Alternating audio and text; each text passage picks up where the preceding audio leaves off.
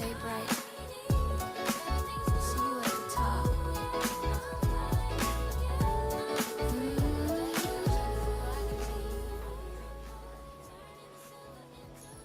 I've reached the peak.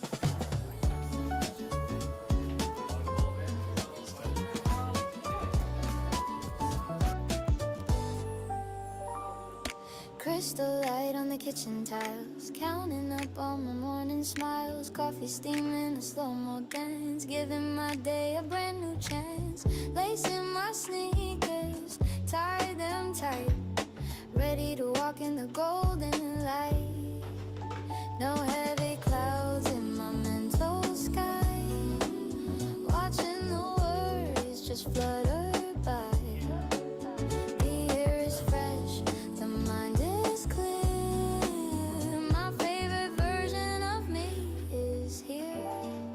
In the crystal morning, step by step, keeping the promises that I kept. Coffee, soul, and a heart so bright, walking straight into the morning light. Yeah, I'm moving, yeah, I'm free.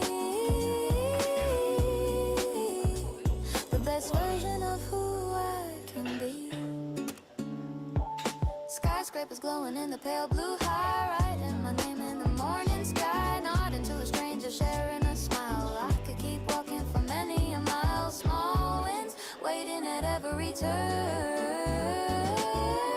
fueling the fire that I let burn. In the crystal morning, step by step, keeping the promises that I kept. Coffee, soul, and a heart so bright, walking straight into the morning light. Yeah, I'm moving, yeah, I'm free. The best version of who I can be.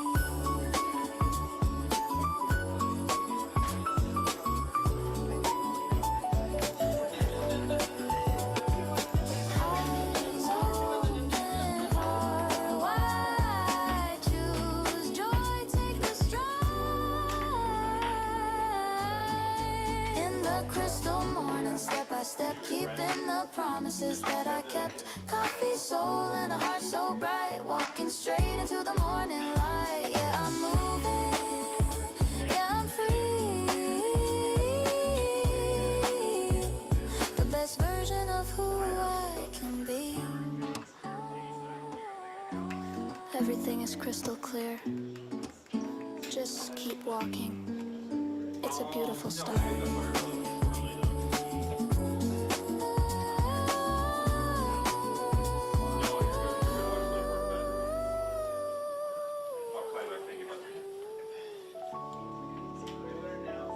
Sweet. They want us. I'm looking for cuts too.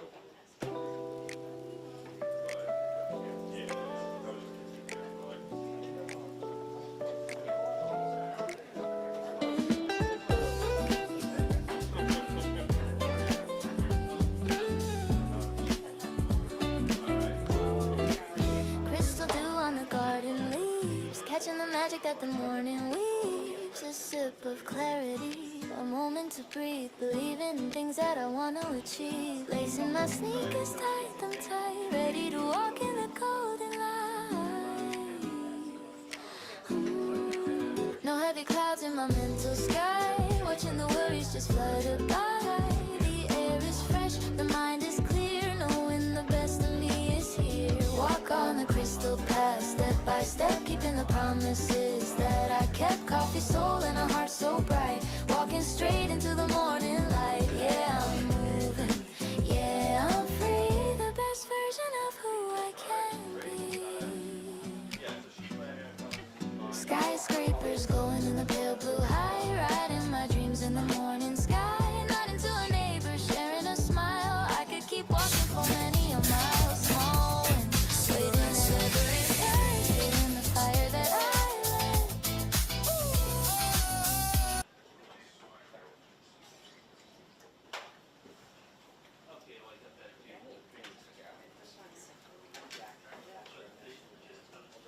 Lingering here, every breath, every heartbeat.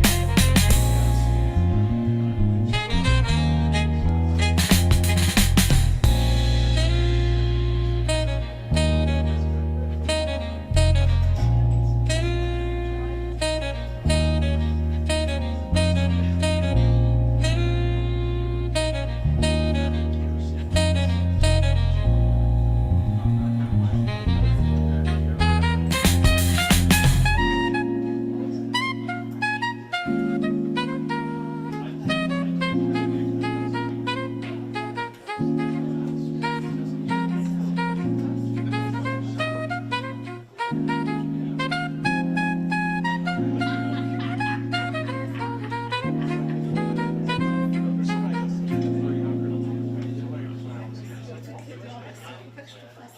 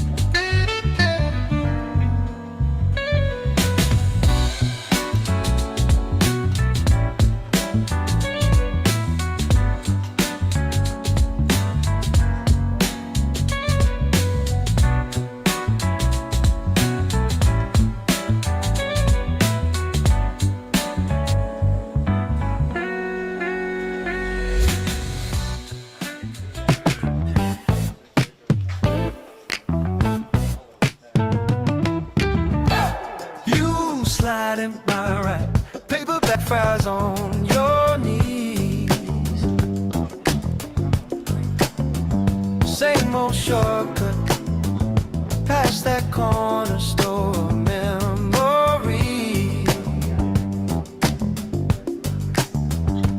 You talk, I drive, let the day fall off our backs. Your hand on the window, tracing shapes in all the glass. Backseat golden hour, slow burn, sweet and sour. We're just wasting time, but it feels like power. Nothing on the dial but your soft laughter. Backseat golden hour, let it last a little after. If this is going nowhere, I don't want it faster. Oh yeah. Traffic light red, you're singing wrong words to my song off key. So free, and I kinda wanna sing along. You steal my fries, say I never finished them anyway.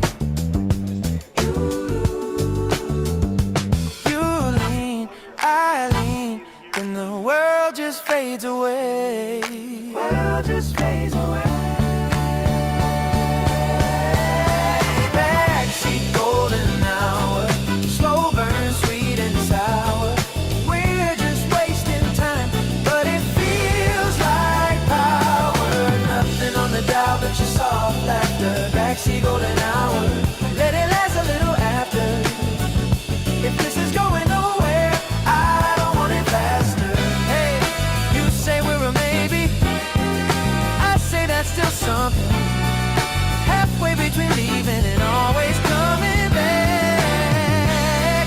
You laugh, don't define it, but you keep on rewinding. Every little moment like a favorite track. Backseat golden hour, slow burn, sweet and sour. We're just wasting time, but it feels like power. Nothing on the dial but your soft laughter. Backseat golden hour, let it last a little after. If this is going nowhere, I don't want it faster. Oh yeah. If this is going nowhere, I don't want it faster. Hey.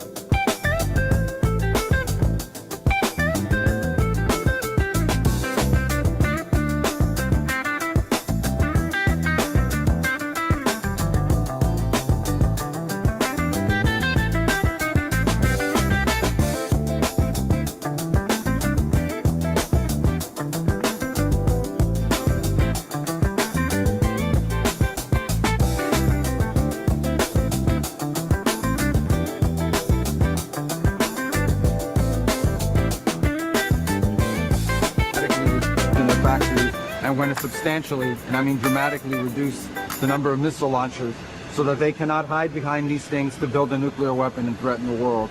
As the Department of War has consistently outlined, we are on or ahead of schedule in that operation and expect to conclude it at the appropriate time here in a matter of weeks, not months, and the progress is going very well. Obviously, we have some work to do. We have to finish the job, and we are finishing that job. I did describe to our allies, however, that immediately after this thing ends, we're done with our objectives, one of the immediate challenges we're going to face is an Iran that may decide that they want to set up a tolling system in the Straits of Hormuz. Not only is this illegal, it's unacceptable, it's dangerous to the world, and it's important that the world have a plan to confront it. The United States is prepared to be a part of that plan. We don't have to lead that plan, but we're happy to be a part of it. But these countries have a lot at stake. Not just the G7 countries, but countries in Asia and all over the world have a lot at stake and should contribute greatly to that effort to ensure that neither the Straits of Hormuz or frankly any international waterways should ever be something that's controlled or tolled by a nation state or by a terroristic government like the one that exists in Iran today in that radical clerical regime.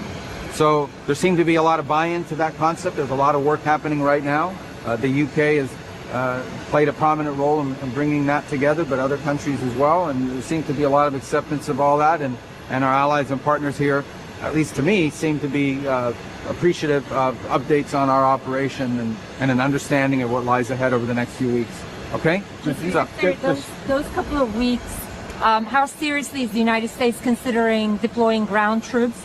And in those couple of weeks, what exactly will you be doing? I won't discuss military tactics. I don't think anyone in our system is going to talk to you about what we have planned or what we intend to do, and there's obvious reasons for it. But to the extent it has to do with like military tactics and plans, I would refer you to the Department of War, and the Department of War is probably going to tell you they can't tell you anything. So other than to say that we have objectives, I told you what those objectives are, and we are very confident that we are on the verge of achieving them very, very soon. Did you get any of the G7 were upset or off-put at all by the president's comments about it? And they never act that way in front of me. Maybe they say that to you guys, and maybe they say that in other interviews or when they go on the press, but not in front of me they don't. I never get that.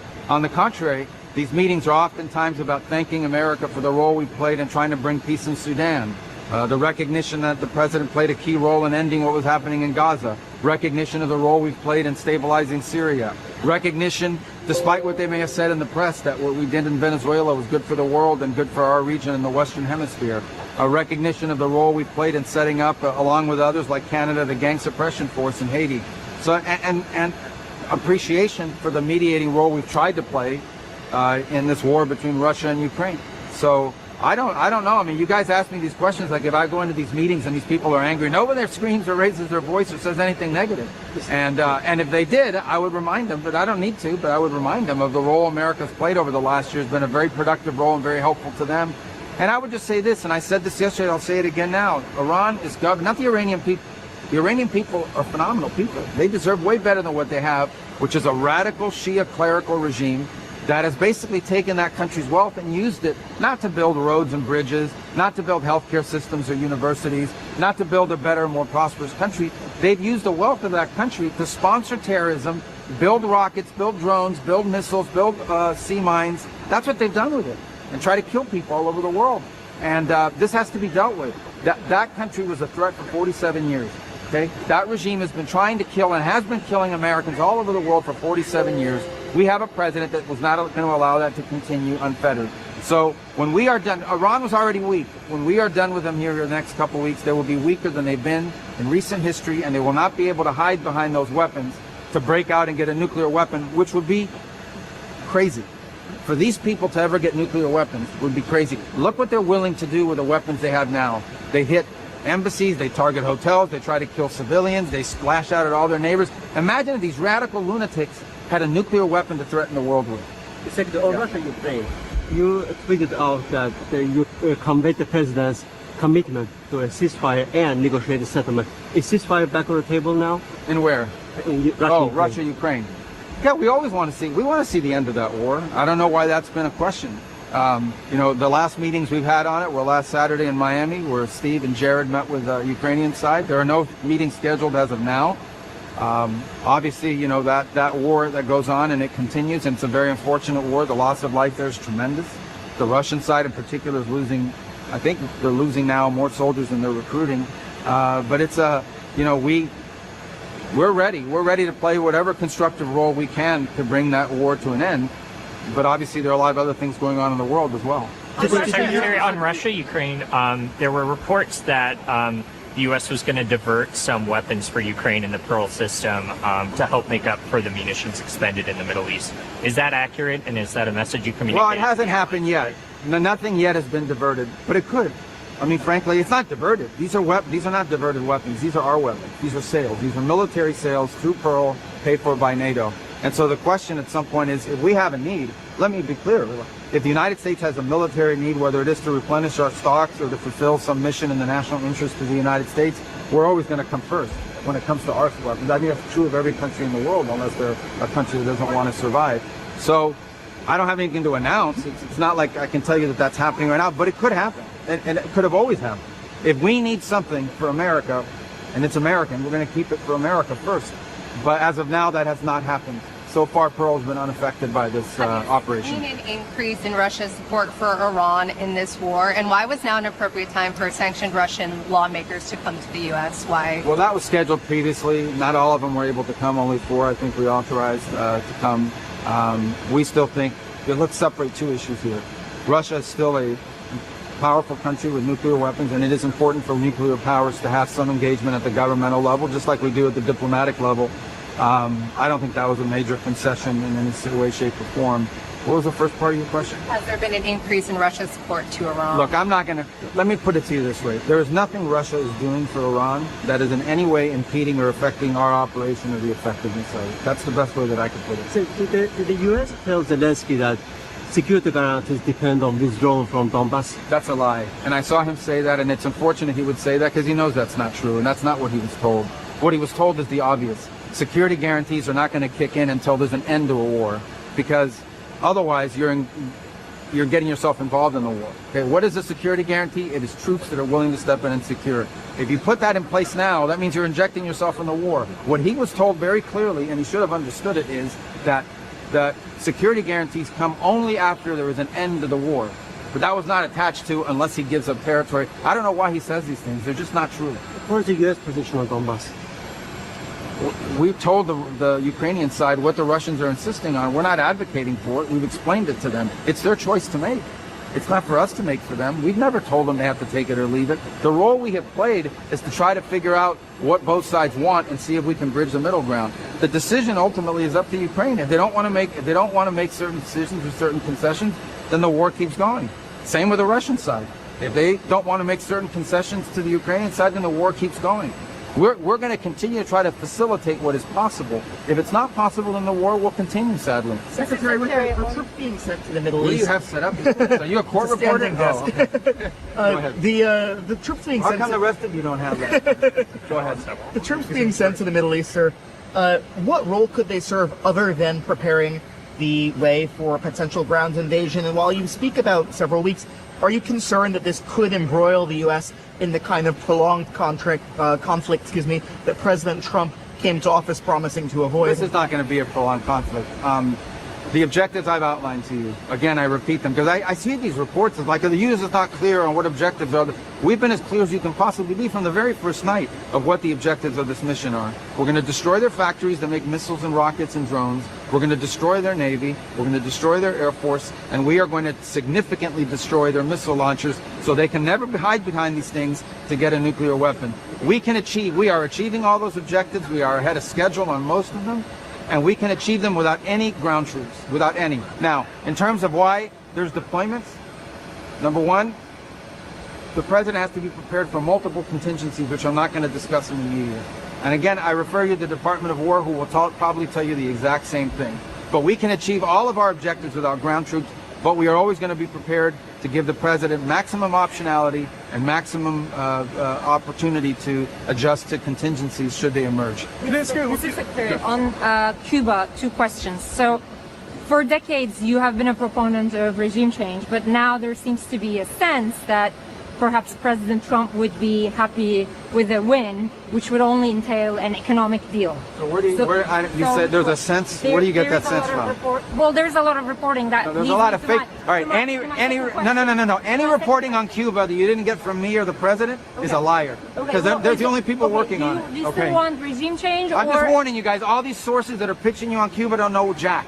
Okay, they're not in the mix. Okay. I promise you, they don't know what the hell's happening. Regime change, or would you be okay with an economic deal? What do you mean an economic deal? Look, Cuba's economy needs to change, and their economy can't change unless their system of government changes. It's that simple. Who's going to invest billions of dollars in a communist country? Who's going to invest billions of dollars in a communist country run by incompetent communists, which is even worse than communists? The only thing worse than a communist is an incompetent communist. And so their system of government has to change, because they will never be able to develop economically without those changes. Economic change is important. Giving people economic and political freedom is important. But they come hand in hand. They come together. Is there a deal? I don't know why there's any confusion on that. Is there a deal for you where the Castro family remains in place, and that's not about the Castro family. It's about a system of government and a regime that doesn't work. Guys, a couple things on Cuba. I didn't come all the way to France to talk about Cuba, but let's talk about Cuba. It's perfect. I'm happy to do it because we actually talked about it in the G7. So it's actually no, of course not. Plus, we talked about it in the G7. Okay, everybody talks about these blackouts. Cuba's been having blackouts all of last year, all the year before. There isn't a naval blockade surrounding Cuba. The reason why Cuba doesn't have oil and fuel is because they want it for free. And people don't give away oil and fuel for free on a regular basis, unless it was the Soviet Union subsidizing them or Maduro subsidizing them. They just don't do it. They may get a shipment here or there now and then, but not enough to sustain their country. Okay, so the reason why they're having that's why they don't have fuel. And the reason why they're having blackouts is because they have equipment from the 1950s and 60s that they never maintained or kept up. Okay, but ultimately the reason why Cuba's a disaster is because their economic system doesn't work. It's a nonsensical system, and the people of Cuba are suffering because of the decisions, because of the unwillingness of the people who govern that country to make the changes that need to be made so they can join the 21st century. It is sad that the only place Cubans can only be successful if they leave the country. That's a very sad thing. You see Cubans go all over the world and find success except in Cuba. That has to change, and for that to change, you need to change the people in charge, you need to change the system that runs the country, and you need to change the economic model that it's following. That's the only way forward if Cuba wants a better future. We've expressed that clearly and repeatedly over many years, and maybe now there's an opportunity to do it. We'll see. Secretary, going back to Iran, is it your understanding that they'll convey their response to the 15-point plan today? And are you looking for anything in particular? We haven't gotten it yet. We haven't gotten it yet. Look, we've got messages. We've had an exchange of messages and indications from the Iranian system, whatever's left of it, about a willingness to talk about certain things. We're waiting for further clarification about who is it that we would be talking to, what will we be talking about, and when will we be talking. I don't have any news for you on that yet. It could happen at any moment. It could happen today. It could happen tomorrow. We're not predicting it. We're going to continue with our operations. What will signal that they're still serious in your own view? Well, I mean, signal is that they call you and say, these are the people that speak on our behalf now. This is what they're allowed to talk about, and this is when we're prepared to meet to talk further. That would be a signal. But in the meantime, we continue with our operation, a very successful operation. Every single day, Iran gets weaker and weaker. The Department of War is doing a tremendous job of weakening that regime and its ability to lash out against its neighbors and threaten the world. Can I ask you about the European response to what was presented today in terms of? Well, we had a good. I mean, I'm happy about. There seemed to be agreement in that room that we need to be ready to do something. I mean, I think. But is it okay? Is it okay with you guys if they don't come in and do anything until after? Well, we don't. No. Hold on. We're not asking for anybody's help on this war. The president's been clear. We're not asking for anybody to join the war. We're not asking for anyone to get involved in the war. We're not asking for anyone to get involved in this operation. We're not asking for that. We're not asking any country. We don't need it. We're doing it. We're doing the job, and we're ahead of schedule. So that's not what we're talking about. We're talking about this. There are some in the Iranian regime that are going around saying that they want to make the Strait of Hormuz tolling thing. They want to make it permanent. That's unacceptable. The whole world should be outraged by it. We're impacted by it a little bit, but the rest of the world is impacted by it a lot more, including many of the countries represented today here at the G7. And so if those countries are deeply impacted by it, all we've said is, you guys need to do something about it. We'll help you, but you guys are going to need to be ready to do something about it. Because when this conflict and when this operation ends, if the Iranians decide, well, now we control the Straits of Hormuz, and you can only go through here if you pay us, and if we allow you to, That's not only is it illegal under international law and maritime law, it's unacceptable. And that can't be allowed to exist. And so what we've said is that the countries that are most impacted by that should be willing to do something about it, and we'll help them. And that's what I said today, and I had a good reception to that message. Did you hear about the foreign minister, or the Iranian foreign minister, what he said at the UN Human Rights, accusing the U.S. and Israel of genocide, essentially? The Iranian? Yeah. Oh, okay. Well, he's an expert in genocide. They're experts in that because, you know, they sponsor terrorism all over the world, and they've killed thousands and thousands of people. Look at the Middle East. Look at the Middle East, guys. Every problem in the Middle East tracks back to Iran. Hezbollah, Iran. Shia militias that are destroying and threatening Iraq, Iran. Hamas, Iran. The Houthis, Iran. Assad when he was in Syria, Iran. Everywhere you turn, they're behind all of it. They are a destabilizing, dangerous, evil force that had to be dealt with. They have to be weakened. Could I ask you about the West Bank?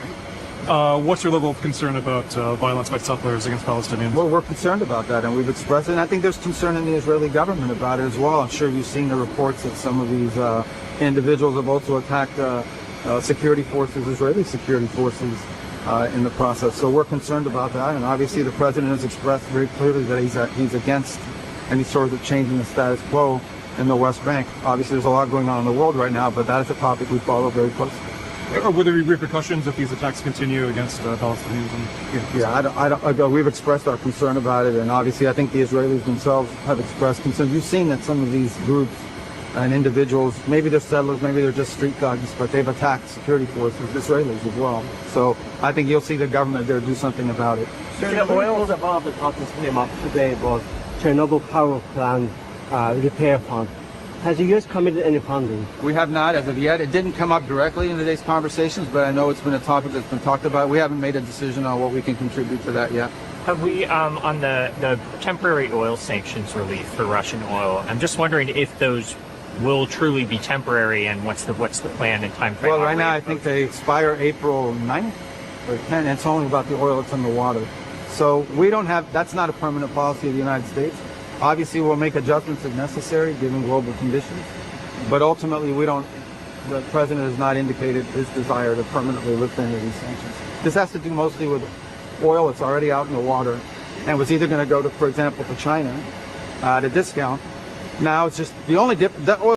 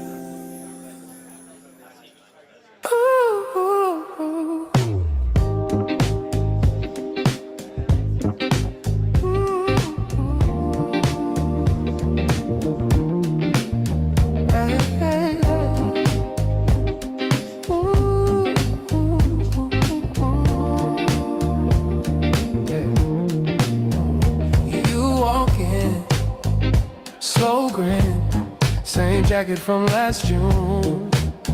Yeah. Say it's been a minute, but the way you lean says you never really moved.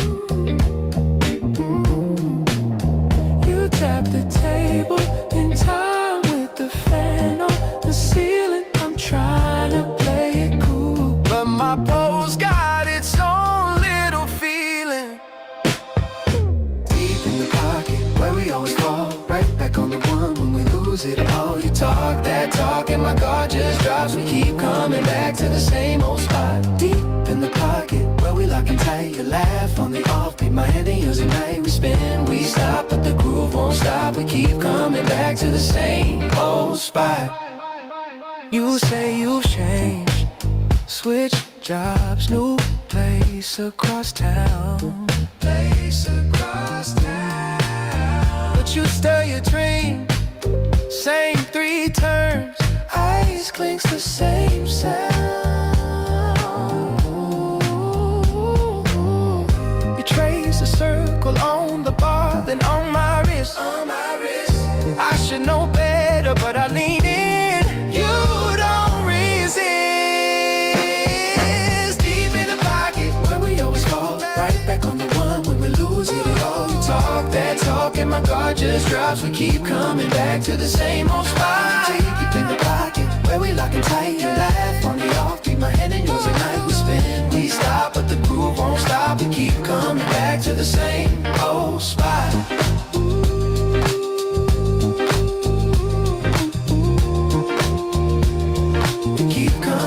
To the same old spot.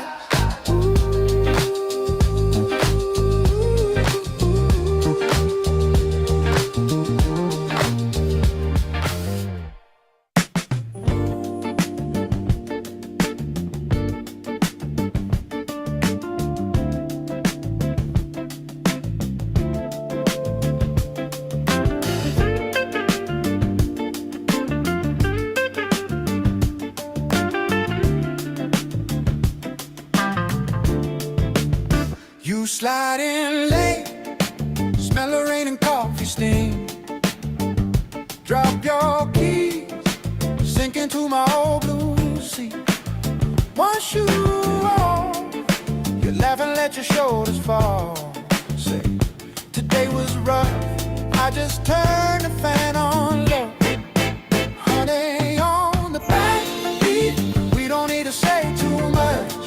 Let the quiet in the kitchen speak while we sway on every touch.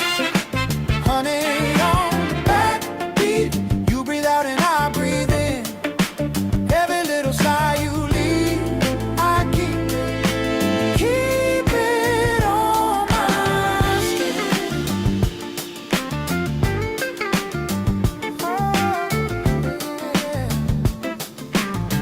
Oh yeah, bills in a stack, leaning by the cookie jar. Phone face down, buzzing like a passing car. You take my hand, trace the little scar. You know, no mouth, I'm tired. I just hum and pull you close. Honey, on the backbeat, we don't need to say too much. Let the quiet in the kitchen speak while we sway on every touch. Honey, on the backbeat, you breathe out and I breathe in. Every little sigh you leave, I keep it on my skin.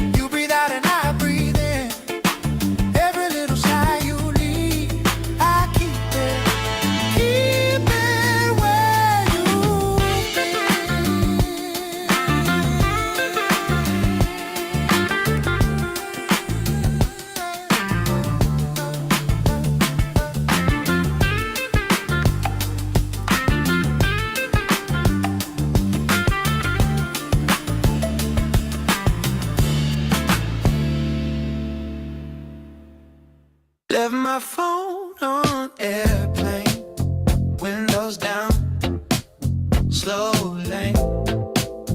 You laugh, feet on the dash, cherry gloss on your glass. We talk small things, big dreams. Your hand draws lines on my jeans. Street signs blurring the shapes. We got time, we got taste. Stay in this midnight backseat groove. Just us drifting, nothing to prove. You're leaning closer on the 2 and the 4. Every little sigh makes me want you more. Right in this midnight backseat groove. Slow burn, honey, stuck in a loop. If the world keeps turning, let it move. We stay in this backseat groove. Oh yeah, oh yeah. You hum low to the radio, off key, but I let it go. Snap once, then you find the feel. Head tilt, eyes half closed, that seal. You say don't rush, I like the tease. Knees touch skin, small breeze. Your name written in the fog glass. You smile at the moment pass. Stay in this midnight backseat groove. Just us drifting, nothing to prove. You're leaning closer on the 2 and the 4. Every little sigh makes me want you more. Right in this midnight backseat groove. Slow burn, honey, stuck in the loop. If the world keeps turning, let it move. We stay in this backseat groove. Yeah. Hey, yeah. Blank receipts on the floor, half drunk, cola by the door. You say this feels like before anything had a word. So we don't name it, we just breathe it. You tap the dash, I repeat it. Ooh, repeat it. Stay in this midnight backseat groove. Just us drifting, nothing to prove. Leaning closer on the 2 and the 4. Every little sigh makes me want you more. Right in this midnight backseat groove. Slow burn, honey, stuck in the loop. If the world keeps turning, let it move. We stay in this backseat groove. Yeah. Ooh.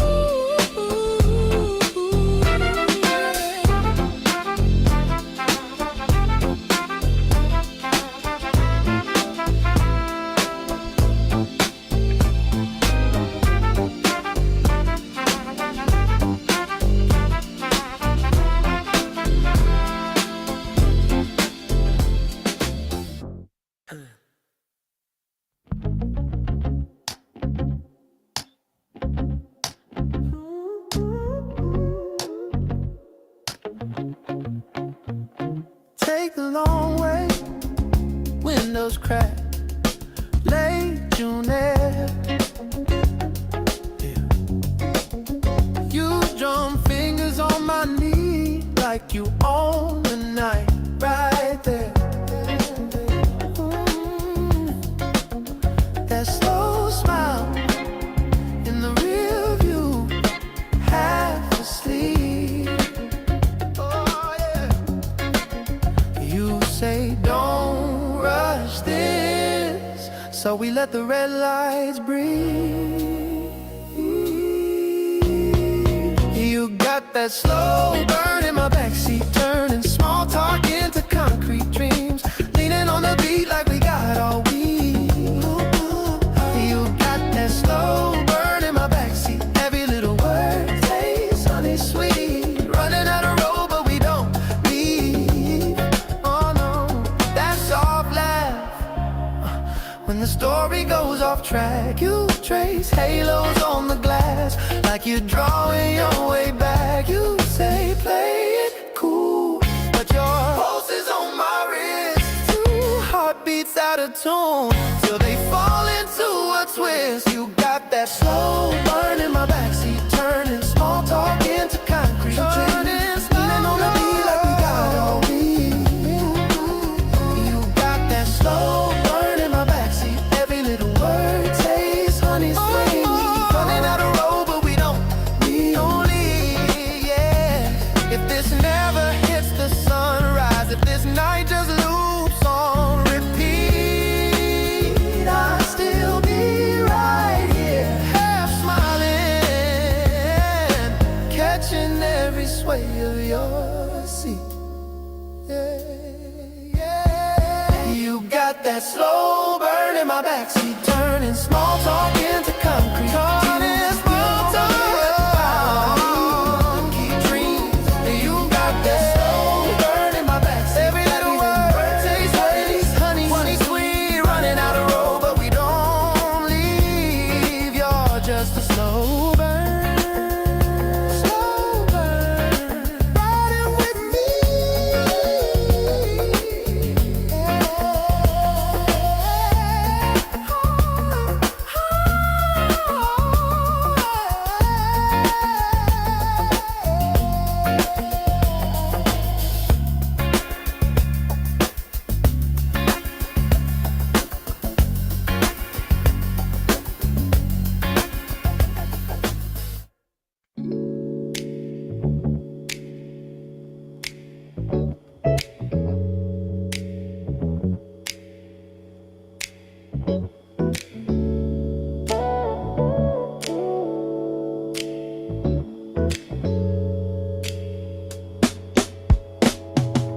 Leaning on the counter, stealing olives from my jar. Bare feet on my tile floor, like you own my little heart. You laugh into your shoulder,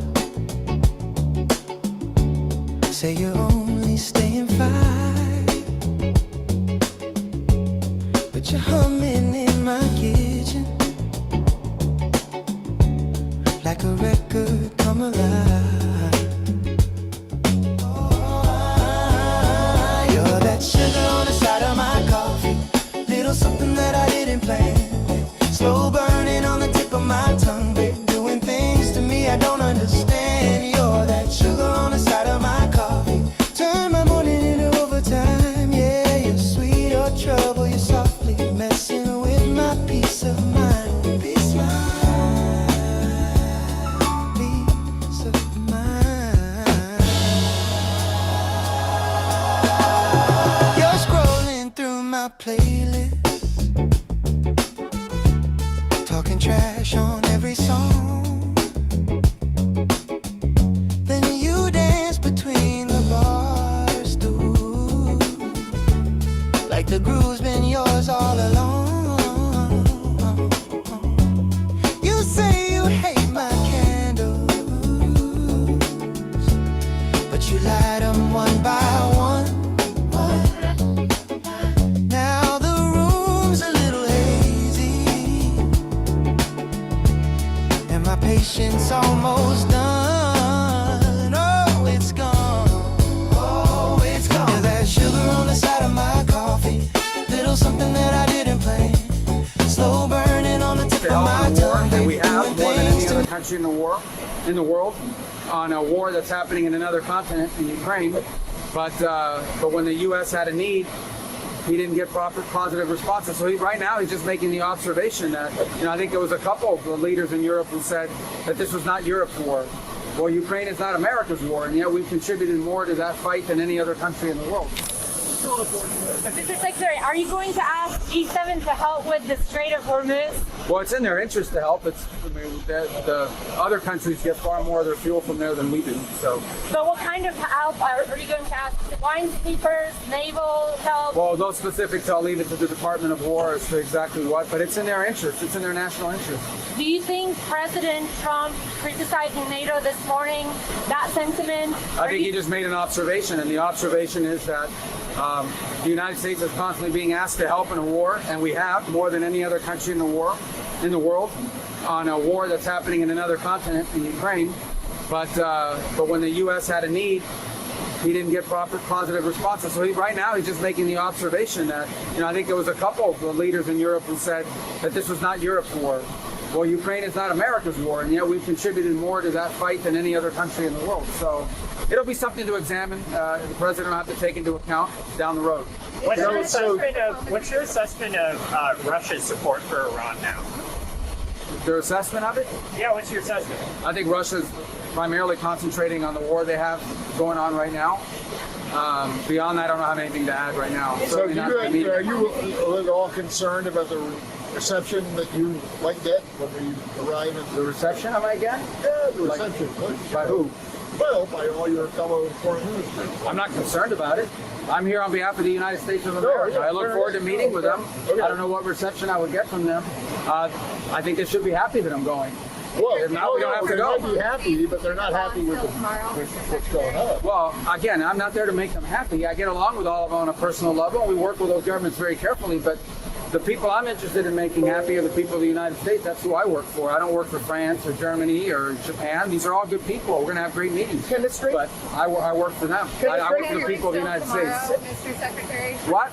Is the deadline for Iran to engage still tomorrow? Or the president addressed that at the cabinet meeting. So it's shifted. Can the Strait be reopened without the use of troops on the ground, boots on the ground by part of the That's a tactical military question. I'm not going to, speculate on what it would take. It can be open tomorrow if Iran stops threatening global shipping, which is an outrage and a violation of international law for all these countries that care about international law. They should be doing something about it. Well, it's not help for us. Like I said, very little of our energy comes through the Straits of Hormuz. It's the world that has a great interest in that, and so they should step up and deal with it. Mr. Secretary, who are you negotiating with on the Iran side? Well, again, we're not going to get into those details. There are intermediary countries that are passing messages, and progress has been made, some concrete progress has been made, as you've seen, and has been documented already. There's a growing amount of energy that's been flowing through the straits. Not as much as should be flowing, but some of it is ticked up. So, again, there's been some progress in regard to the exchange of messages, but that's an ongoing and fluid process and not one we're going to negotiate or talk about in the media. Do you think this progress is enough for both sides to perhaps soon meet in person? We'll see. We'll see how it turns out. I don't want to prejudge it. I don't want to predict. As I said, we'll see what happens. And you know that because why did they shoot all these countries that weren't even really involved with them? They weren't involved. They had no big problems because they're sick, because they want to take over the Middle East, not just Israel. Certainly Israel would have been the first on their list. They would have used nuclear weapons, a nuclear, you don't need too many of them, but they would have used a nuclear weapon on Israel and they would have used it on the neighbors, and then they would have come after us. And if we had a weak president, they would have done great damage. But fortunately, you don't have a weak president. I knew what was happening. And I think we've been proven right. You know, they took one missile, went 2,500 miles. They supposedly didn't have a missile like that. They had no missile with that capability. But they shot the now famous Ireland, the island that the UK was very afraid to give us because they didn't want to get dragged in.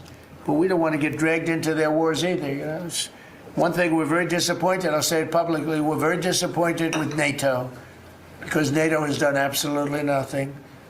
And I've always said, 25 years ago, I mean, I was somebody that wasn't a politician, but I was always involved in politics and I understood politics.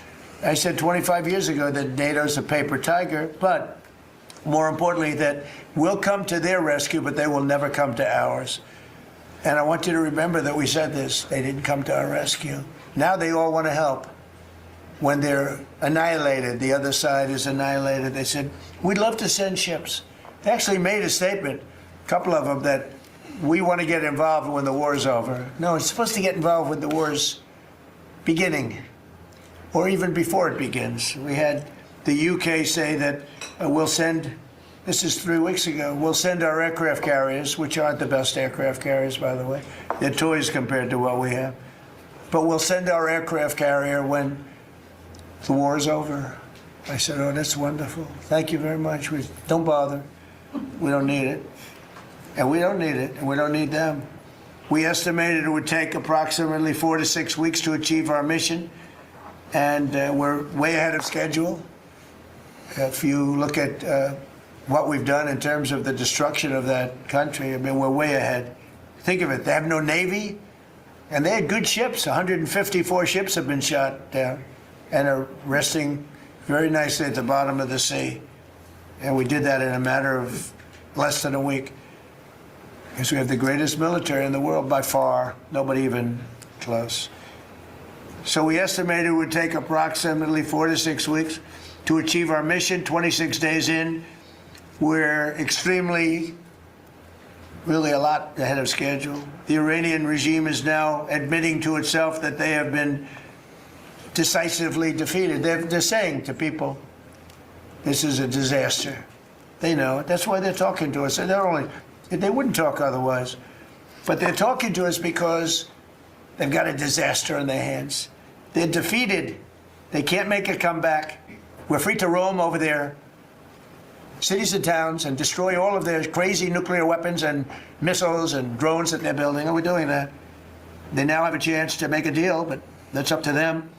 And they'll tell you, we're not negotiating. We will not negotiate. Of course they're negotiating. They've been obliterated. Who wouldn't negotiate? They are begging to make a deal. We'll see if we can make the right deal. And if they make the right deal, then the strait will open up. Hormuz Strait will open up. And even now, we don't know if there are any mines. You know, they have 22 they call mine droppers. Think of it. Who would have 22 mine droppers? There's a boat that drops mines. Who has 22 mine droppers? Except for people with very evil intention. So every one of those mine droppers has been struck with the same weapon we used to stop drugs from coming into the United States of America. When we hit those boats, it's the exact same weapon, extremely effective. We have unlimited supplies and extremely effective. But they now have the chance, that is Iran, to permanently abandon their nuclear ambitions and to chart a new path forward. We'll see if they want to do it. If they don't, we're their worst nightmare.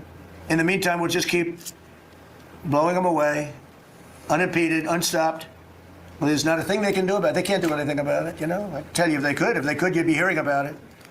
You'd be hearing about it. You don't hear anything about it.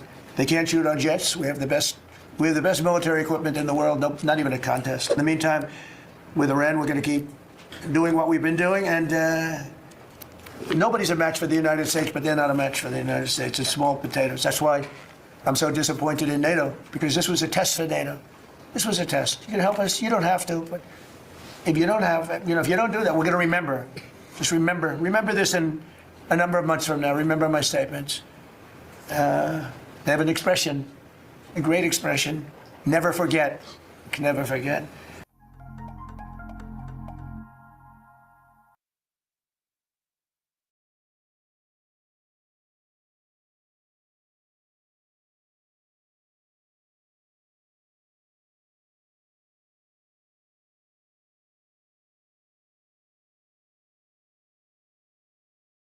I don't understand. You're with that sugar on the side of my coffee. Turn my morning into overtime. Yeah, you're sweet, you're trouble, you're softly messing with my peace of mind. I was fine in my quiet, everything in its place. Then you walked in, rearranged it, left your laugh all over this space. Now my days taste different since you slipped into my life. Can't go back to since you stirred it up just right, alright. You're that sugar on the side of my coffee, little something that I didn't plan.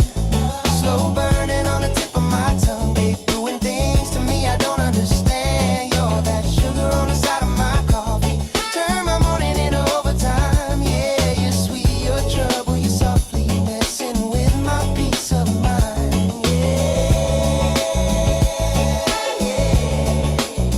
Yeah, you're sweet, you're trouble, you're softly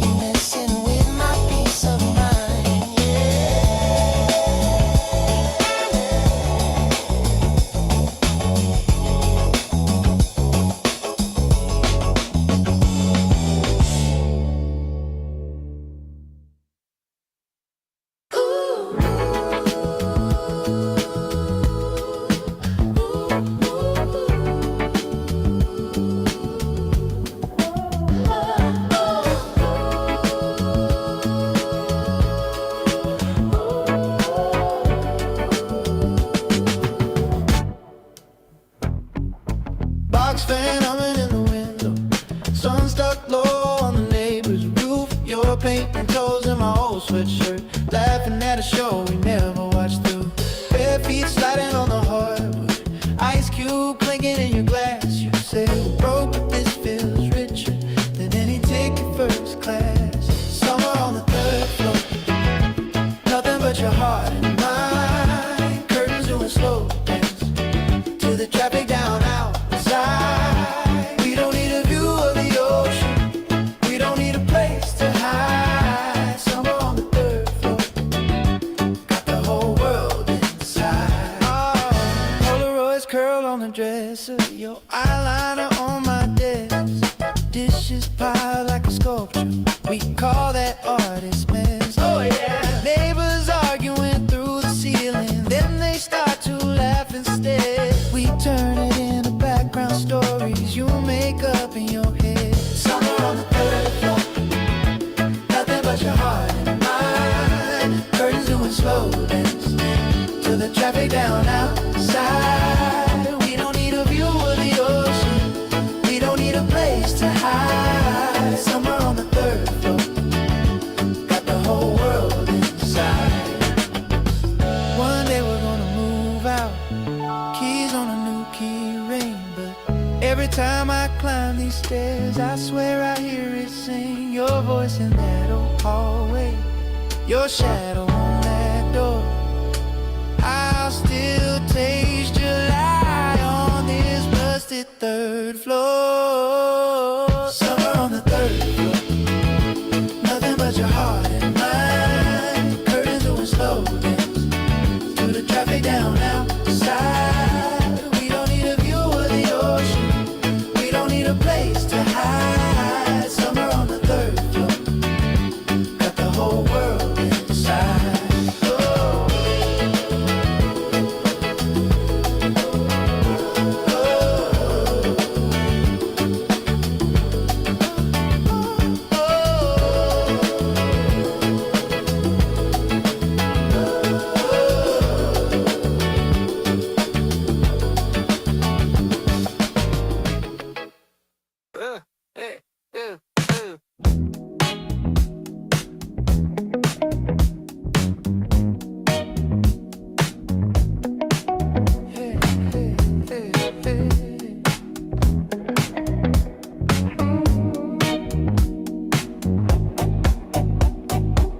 Late check, last that's light. You clock out, I pull up outside. Chocolate vinyl on the backseat. You slide in slow, kick off your way. Your laugh, that sideways grin. You talk fast, I just take it in. Windows down, early summer air. Your hand on my knee like a little dare. Oh, you got that velvet Friday groove. Lazy lean, but you still move. Half a smile, I'm locked into. Oh, you turn my weekday black and blue into a soft gold honey hue. Nothing fancy, just me and you, and that velvet Friday groove. Oh yeah. Corner store, 2 Coke cans, cheap wine, big weekend plans. You dance out 3 in your work shoes, humming some half-remember tune. Back home, socks on the kitchen floor. You spin out, almost drop the drawer. Take out boxes by the old TV. You say don't rush, just stay here with me. You got that velvet Friday groove. Lazy lean, but you still move. Half a smile and locked in too. You turn my weekday black and blue into a soft gold honey hue. Nothing fancy, just me and you, and that velvet Friday groove. All week long we chase that line. Punch in, punch out, same old grind. And your key in my door, and it's 1974. Slow spin, small room, 2 hearts, 1 tune. You got that velvet Friday groove. Lazy lean, but you still move. Half a smile and locked in too. You turn my weekday black and blue into a soft gold honey hue. Nothing fancy, just me and you.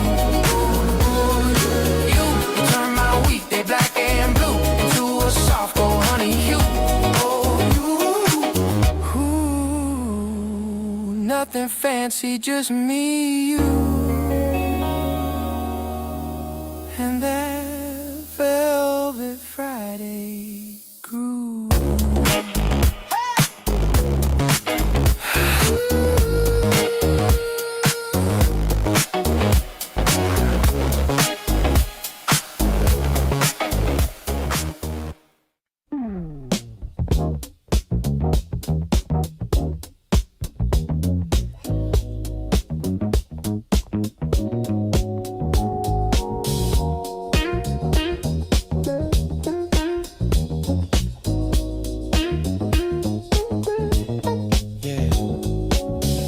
Sunday shirt wrinkled on the chair, coffee stain on the bill I never paid.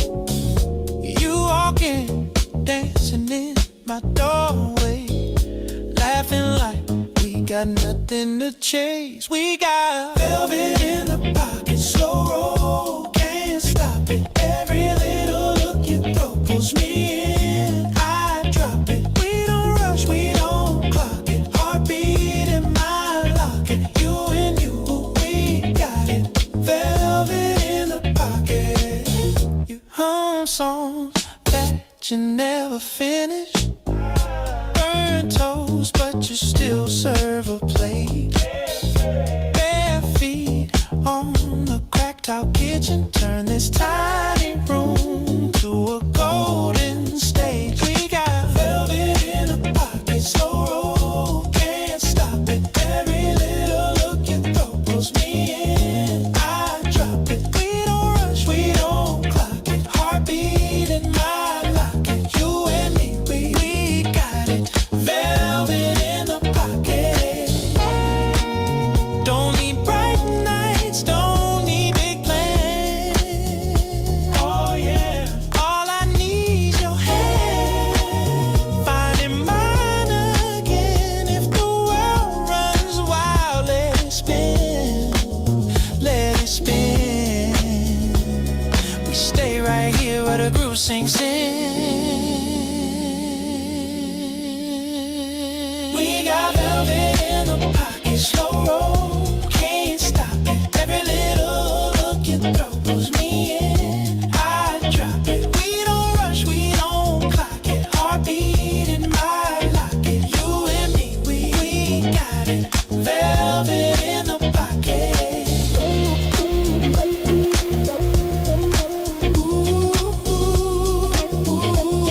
Velvet in the pocket.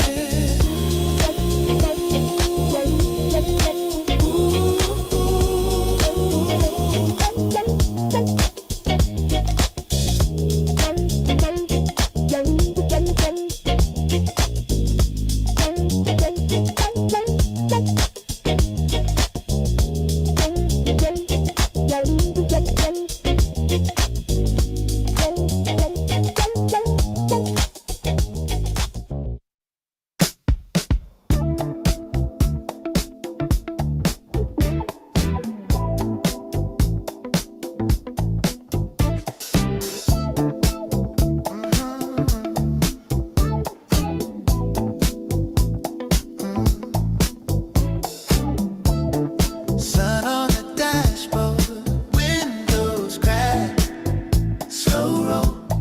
You laugh at the wrong part, spilling fries on your phone. You kick off your shoes, feet up on my seat. Traffic ain't moving, but your smile's on repeat. Backseat Saturday, don't rush this. Lazy little moment, I don't wanna miss. You hum that song out of tune, so sweet. World outside is running, we stay on repeat. Backseat Saturday, all day, let the red lights fade away. If the whole week's crazy, that's fine. I just need your hand in mine.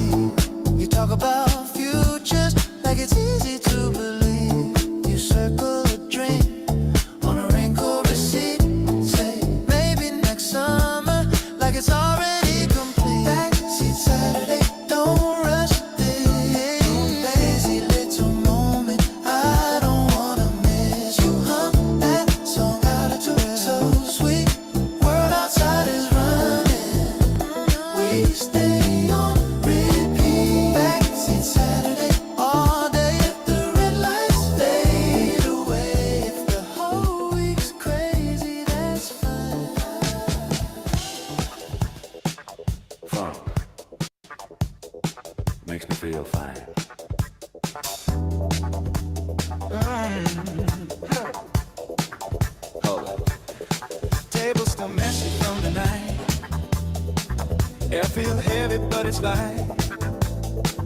I don't rush the second hand. Let it fall where it lands.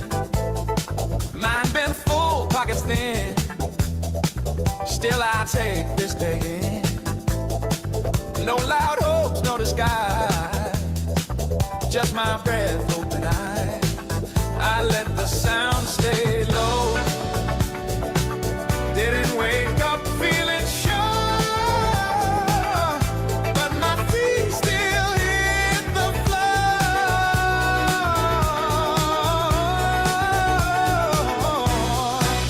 Let it roll, don't lean hard, keep it loose, keep it calm.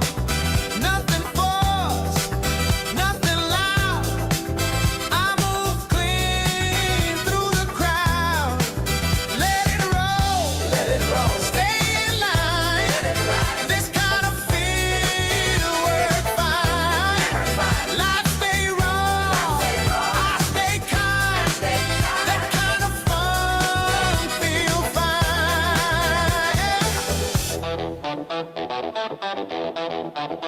You cross paths, quick half smile. Didn't stop, but stayed a while. No big moment, no long talk. Just the echo of our walk. You said, take it easy, man. I said, yeah, you understand. Funny how a simple phrase cut the edge off heavy days. Didn't change what waits ahead. Slowed the spin inside my head. Let it roll, ease the grip, let the moment find its slip. No sharp turn, no bright sign. This kind of feel work fine. Let it roll, don't rewind. I don't chase what's out of time. Life stay raw, I stay kind. That kind of fun feel fine.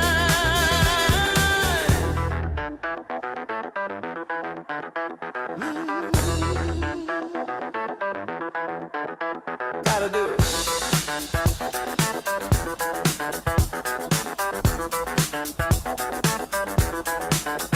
Room go quiet, shoes come off. They wore thin but not lost. Did my part, left it there. Let the rest float in air. Tomorrow talk, I don't rush. Tonight soft, not much. No big win, no headline.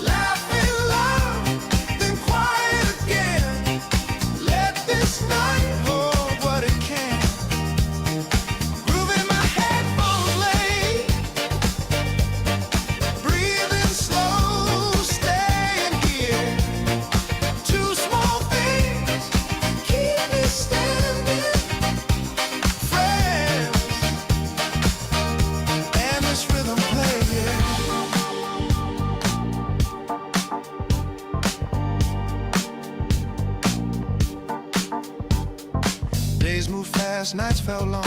Meetings blur, right feels wrong. Swallowed words I never said, carried home inside my head. Missed calls, tired eyes, small defeats I let slide.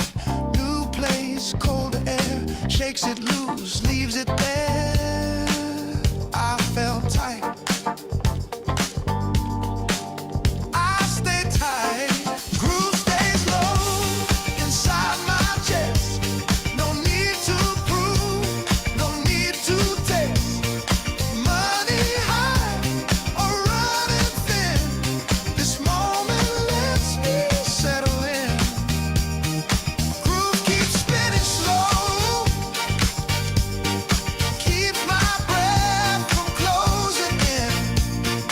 Two small things keep me breathing. Friend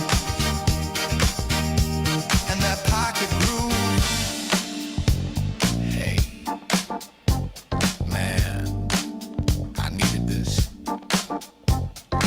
Morning light on quiet land, smoke still warm on my hands. We talk small, laugh again, nothing big, just when I move slower, hear more. Sky feels wide, ground feels sure. I walk with you, feel the beat. Same old heart, softer feet, same road. Clear eyes, groove keeps rhythm in my chest. Friends beside me, I feel blessed. Even alone, I'm not lost. This sound pays what it costs. I don't need love, I don't need more. Just this night, this road, this air. Friends, you stayed with me. Groove, you kept me here. Yeah. Thank you, Groove.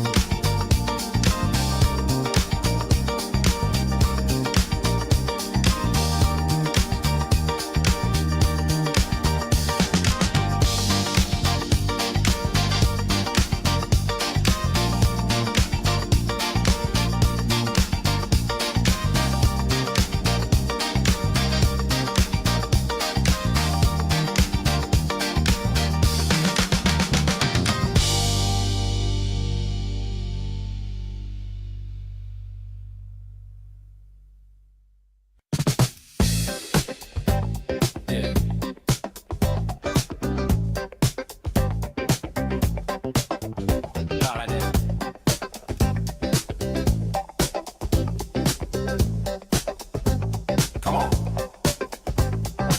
Small room, morning light, shoes by the door. Quiet day, old Walkman in my hand. Tape still knows my name. Hallway hum, slow steps, windows breathe, city low. Music fills the empty space, says stay close, take it slow. Didn't need a crowd, just that sound. I got my hands in the air inside, moving easy, no disguise. Same old day, but it feels mine. With this groove walking by my side, I got my hands in the air inside. Heartbeat warm, timing right. Life feels wide,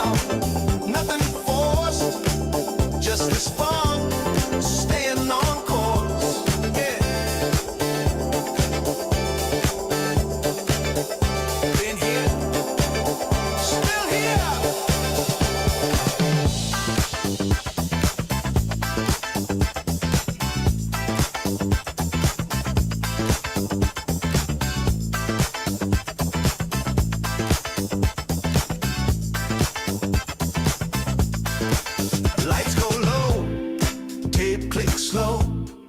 Hey, let's go without a fight. Out of gears, heavier shoes. Music waits for me at night. I fall asleep with that sound. Same old hum, steady tone. From first fear to this moment, groove still says you're not alone. I got my hands in the air inside, feeling calm, feeling right. Same old life, stronger heart, with this groove from an end to start. I got my hands in the air inside, breathing deep, sleeping fine. Morning comes, tape still plays, groove beside me always stays. Yeah. All right, that's it.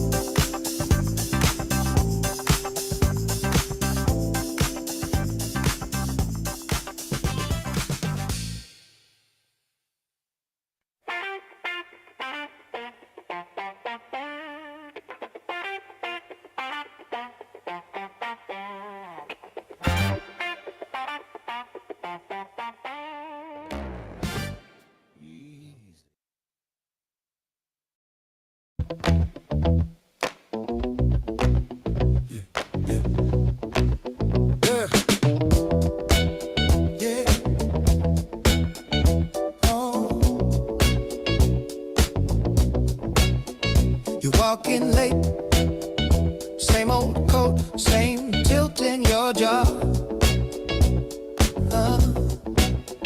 You say my name like we never threw words at the wall. You're leaning close, that old cologne, it cuts through the smoke. I laugh too low, 'cause I still feel you under my clothes. It's a slow burn in my bones every time you get this close. I say I'm done, but I don't. You keep sliding through my door. Same heat, same shallow breath. You and me, that quiet threat. It's a slow burn in my bones, and I can't let go, can't let go.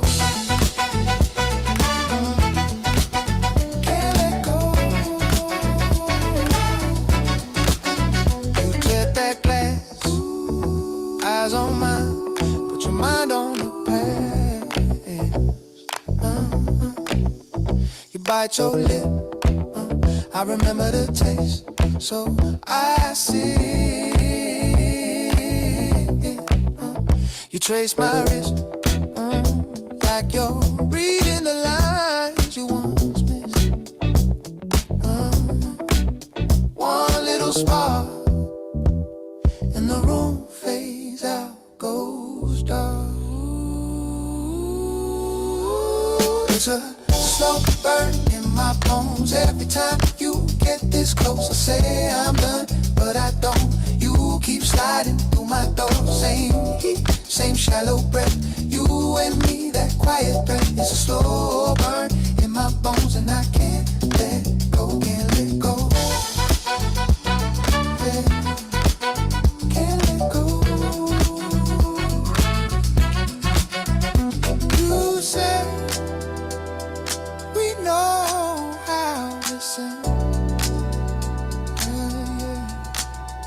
U.S. and Israeli joint forces control the skies and have asserted air dominance over Iran, completing more than 11,000 successful combat flights thus far. The trend remains clear. The United States is conducting more intense, targeted strikes with devastating combat power with each passing day to destroy the threat posed by the Iranian terrorist regime, as President Trump sought out to do a month ago. It's no surprise that we are seeing the remaining elements of the regime become increasingly eager to end the destruction and come to the negotiating table while they still can. Despite all of the public posturing you hear from the regime and false reporting, talks are continuing and going well. What is said publicly is, of course, much different than what's being communicated to us privately. As a result, President Trump issued a 10-day pause to postpone planned strikes on Iranian power plants and energy infrastructure. This remains a truly once-in-a-generation opportunity for the regime to make a good deal with the United States, permanently abandon their nuclear ambitions, and stop acting as the world's leading state sponsor of terrorism.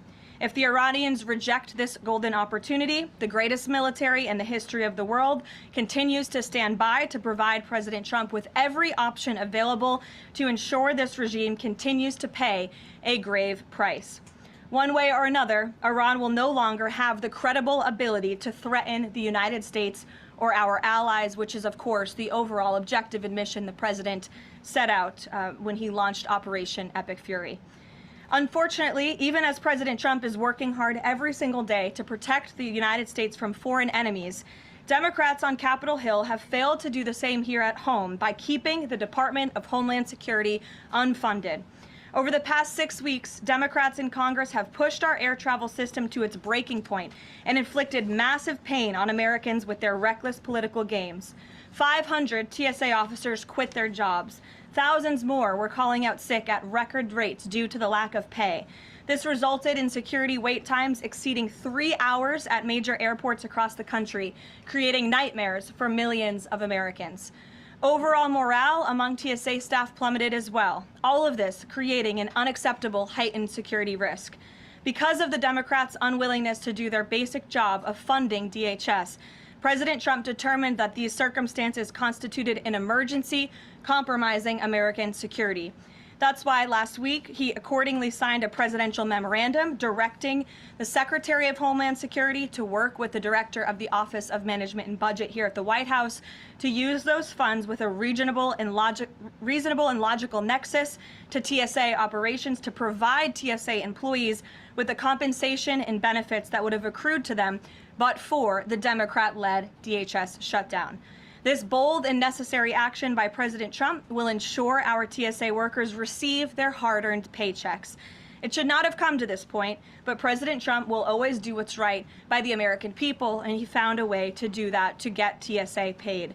Ensuring that these federal workers who perform critical public safety responsibilities can feed their families, pay their rent, and show up to work is something the president was honored to do. But this moment should be an eye-opening one for the American people. Let's be clear about what is happening. Democrat members of Congress are more than happy to put your safety at risk because they oppose the president's and his administration's efforts to enforce our nation's immigration law. Democrats refuse to fund ICE because they want millions and millions of illegal aliens to pour into the country just like they were under the Biden administration. They want murderers and rapists and thugs to remain in your communities rather than be removed by ICE and Border Patrol agents. The Democrats created this mess. They are the reason for long lines at airports and tens of thousands of employees going without pay. Once again, President Trump is cleaning up their mess because he cares more about the American people than destructive, petty, partisan politics. With that, I will take your questions today. Here in our new media seat, we have Wid Lyman. Thank you for being here. And why don't you kick us off? Thank you. Happy Easter. Thank you. You as well. 2 questions for you. Thank you. There are some concerns the administration is starting to change its position on deportations, border enforcement, possibly asylum policies. What would you say to Americans that are somewhat concerned that the shift has happened? Sure. Well, while there has, of course, been a change in leadership at the Department of Homeland Security with former Senator, now Secretary Mullen, joining the president's cabinet, I can assure the American people there has not been a change in policy. It has always been the policy of this president and this administration to deport the worst of the worst illegal alien criminals from our communities. That's something I know Secretary Mullen remains wholeheartedly committed to doing.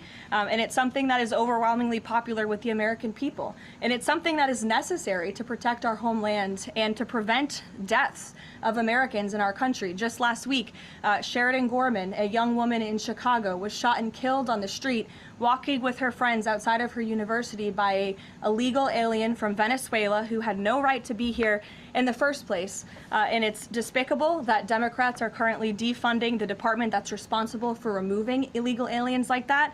And I would also add it's despicable that the lack of coverage of this young woman's case, of her life, and the way that it was tragically cut short. I saw a survey over the weekend that I'd like to bring to all of your attention. This is the media coverage of the case of Sheridan Gorman. You have ABC News has spent 1 minute and 19 seconds between 2 days when this case was first alerted. You have CBS 2 minutes and 1 second. You have NBC 23 seconds spent on the life of a young, beautiful American woman whose life was taken short by an illegal alien who should have never been here in the first place, when we are in the middle of a battle on Capitol Hill with a major political party, the Democrat Party, who wants to defund the agency that is responsible for protecting Americans. I think her life was worth more than 23 seconds on cable television, and I think the people in this room have a responsibility to report on cases like this, because it just exemplifies why the president believes so strongly in deporting illegal aliens from our communities. And thank you for the question. Dasha, go ahead. Caroline, I have two questions, one on Iran and one on DHS funding. On Iran, the president has said that the administration is talking to a new and more reasonable regime. How confident are you that they are legitimate and have enough grip on power? Marco Rubio said earlier that he's not sure and it's not clear whether they will be in power. So are you also talking to other factions? As the president is trying to make a deal, how do you ensure that you're making a deal with the people who can actually implement it? Well, that's part of the ongoing process that's taking place and the ongoing negotiations. Of course, anything that they say to us privately will be tested, and we will ensure that they are being held accountable to their word. And if they are not, the president has laid out the military consequences that the Iranian regime will see if they don't hold true to the words that we are hearing privately behind the scenes. When the president says more reasonable, again, these folks are appearing more reasonable behind the scenes privately in these conversations than perhaps some of the previous leaders who are now no longer on planet Earth because they lied to the United States and they strung us along in negotiations, and that was unacceptable to the president, which is why many of the previous leaders were killed. So again, this is another historic opportunity for Iran to do the right thing, to rid themselves of their nuclear ambitions and to come to a deal with this president and the administration. Or again, they will see the grave consequences of the United States Armed Forces, which they are continuing to see every day throughout this operation. On DHS, how long can the administration keep paying TSA without action from Congress? And not to be hyperbolic, but given the airports were really the pain point that was pushing both sides to talk to each other. I mean, do you see a way for DHS to reopen? Is it possible that this keeps going through the midterms? Well, we certainly hope so. I mean, of course, the president just can't keep signing presidential memorandums and proclamations every time Congress fails to do its job, and every time Democrats are holding our entire country hostage, picking and choosing which programs and agencies they want to fund just because they don't like this administration's policies. That's not how it's supposed to work. They voted 7 times against funding DHS over partisan and political reasons. And so, again, the president has stepped in to do the right thing at this moment in time, but the president is also encouraging Congress to come back to Washington to permanently fix this problem and to fund and reopen the Department of Homeland Security entirely. Caroline. Stephen. Thank you, Caroline. 2 questions, one on TSA, one on Iran. On TSA, for ordinary Americans watching the briefing, how long until everything goes back to normal at airports after the president's action? And then on Iran, on the time frame, President Trump initially said about 4 weeks. Secretary of State Rubio on Friday reportedly said it might be another 2 to 4. Is 2 to 4 the current ballpark that the administration is thinking? With respect to the timeline, again, the president, commander-in-chief, the Pentagon has always stated 4 to 6 weeks estimated timeline for Operation Epic Fury. We're on day 30 today. So again, you do the math on how much longer the Pentagon needs to fully achieve the objectives of Operation Epic Fury, which I will reiterate: destroy the Iranian Navy, destroy their ballistic missiles, dismantle their missile and drone production infrastructure, significantly weaken their proxies throughout the course of this operation, and then, of course, preventing Iran from ever obtaining a nuclear weapon. To your first question, Stephen, about TSA and airports, nothing will be truly normal again until Democrats do the right thing to fund this agency agency fully. Again, the president has stepped in the meantime to do what's right to end this crisis that we've had at air travel and at airports across the country in the meantime. But again, Congress needs to come back. Democrats need to fund the Department of Homeland Security so we can formally and fully get these great employees paid long into the future. Jonathan. Thanks a lot, Caroline. Two questions regarding the financial costs of the war. Back during the Persian Gulf War, 1990, 1991, Arab countries paid for the vast majority of the cost of the war. Kuwait, Saudi Arabia, the UAE. Who's paying for the cost of this war? Will those Arab countries step up to do just that? Well, I think it's something the president would be quite interested in calling them to do. I won't get ahead of him on that, but certainly it's an idea that I know that he has and something that I think you'll hear more from him on. And then secondly, the cost of diesel is averaging at $5.38 a gallon right now. What's the message from the Trump administration to truck drivers who are dealing with those high fuel costs right now? Again, we understand, we hear you, we see you. We are fully tracking this short-term fluctuation in oil and in diesel prices. And that's why the president and the administration have continually announced robust actions to provide stability in the global energy market. As you know, political risk insurance, one of those actions, allowing countries to purchase sanctioned oil just to increase the supply. In the meantime, we've worked to release 400 billion barrels of oil and refined products as well. We issued the 60-day Jones Act waiver. All of this has, with the goal of increasing supply to create stabilization in the market in the meantime. But the overall message, as we've repeatedly stated, is, again, these are short-term actions and short-term price fluctuations for the long-term benefit of ending the threat that Iran poses to the United States of America, our troops, and our allies in the region, and ensuring that this regime can no longer control the world's free flow of energy through the Strait of Hormuz, which is something the administration continues to tackle day by day as well. Jennifer. Just two questions. Which Jennifer? I'll go to both of them. Go ahead. So two questions, one on China and one on Iran. On China, ahead of the president's trip to Beijing, will there be a working level meeting with Secretary Bessent, Jameson Greer, et cetera, and when will that be? I do expect cabinet officials to travel to China ahead of time. I don't have a readout on their schedules for you, but this is something we typically do with international travel, as you know. So I'll talk to the Treasury Department and the cabinet myself, and we'll get you that answer. But we do expect them to move ahead of time. Okay, and thank you. And on Iran, if Iran is kind of cherry picking what tankers get to go through the Strait now and contemplating big tolls on those tankers, is that consistent, or how is that consistent really with the president's message about really wanting the Strait to be fully open? Does the administration support a regime or system where Iran is effectively charging tolls on these vessels to access? That's not something we support, and I would reject that they are cherry picking. In fact, as you know, these tankers that are moving through, the 10 that were previously announced and now the new 20, the announcement of 20 additional tankers, which we expect to see over the coming days, are a result of the direct and indirect talks that are taking place between the United States and Iran. So you wouldn't have seen those tankers if not for the president's diplomacy and his team engaging on this matter, which we expect that compliance moving forward. And it's, again, something that we're working on very closely. Sure. And behind the tank in the back right there, you put up your hand very excitingly. Go ahead. Hannah from News Nation. Thank you. Thanks for taking my question. I have two for you real quick. There are reports that Republicans are weighing cuts to health care in order to make way for that $200 billion for the Pentagon and Operation Epic Fury. Is that a trade-off that President Trump supports? I've seen these reports. I haven't spoken to the president about it, nor have I heard this being discussed in any high-level meetings here at the White House. I don't want to weigh in definitively because I just haven't heard that being discussed here in the West Wing. And then secondly, I know President Trump says we're ahead of schedule in achieving his military objectives in Iran. He laid out that 4 to 6 week timetable for this conflict, and we're now within week 5. So how do you square kind of those two? Well, 4 to 6 weeks estimated timeline. Again, you just said we're on day 30 of the operation.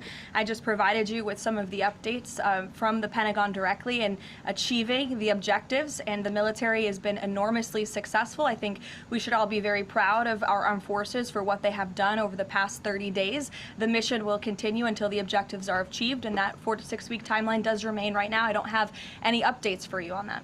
Yeah, like others, one on TSA, one on Iran.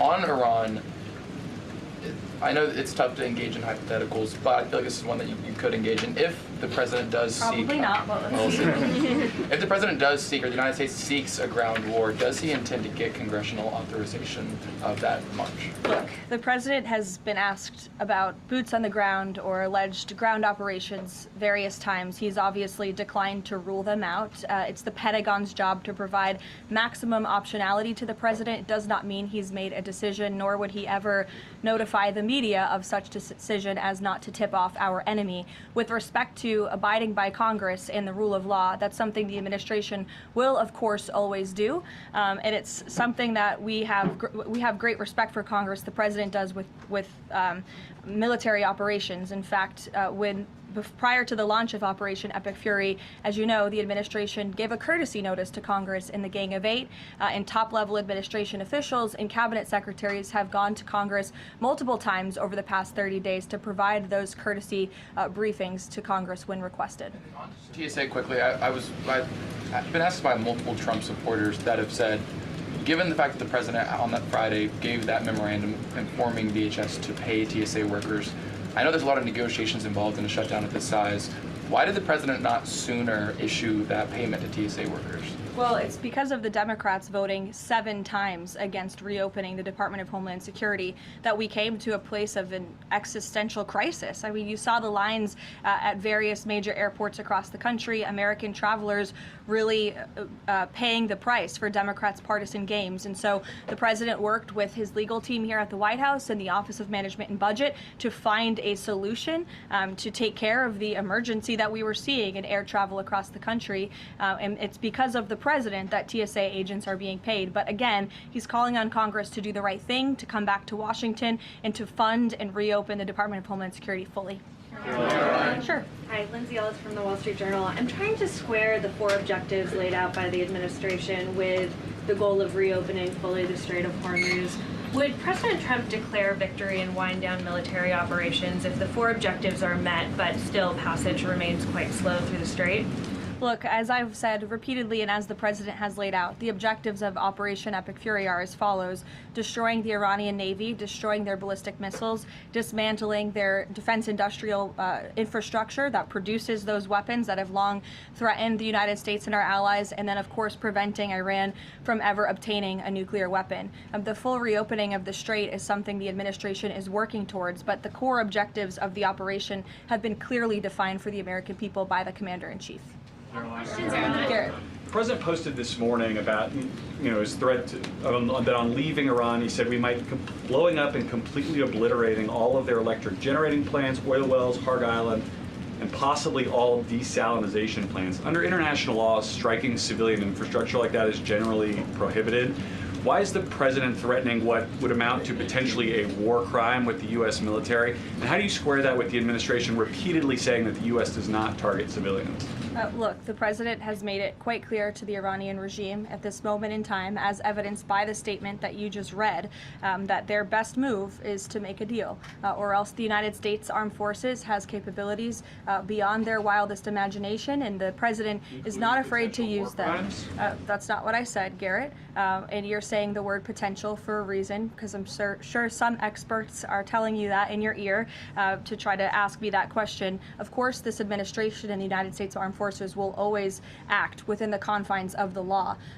But with respect to achieving the full objectives of Operation Epic Fury, President Trump is going to move forward unabated, and he expects the Iranian regime to make a deal with the administration. To that end, which of those objectives would destroying a desalinization plant most help? Haley, go ahead. Thanks, Caroline. I want to follow up on Iran.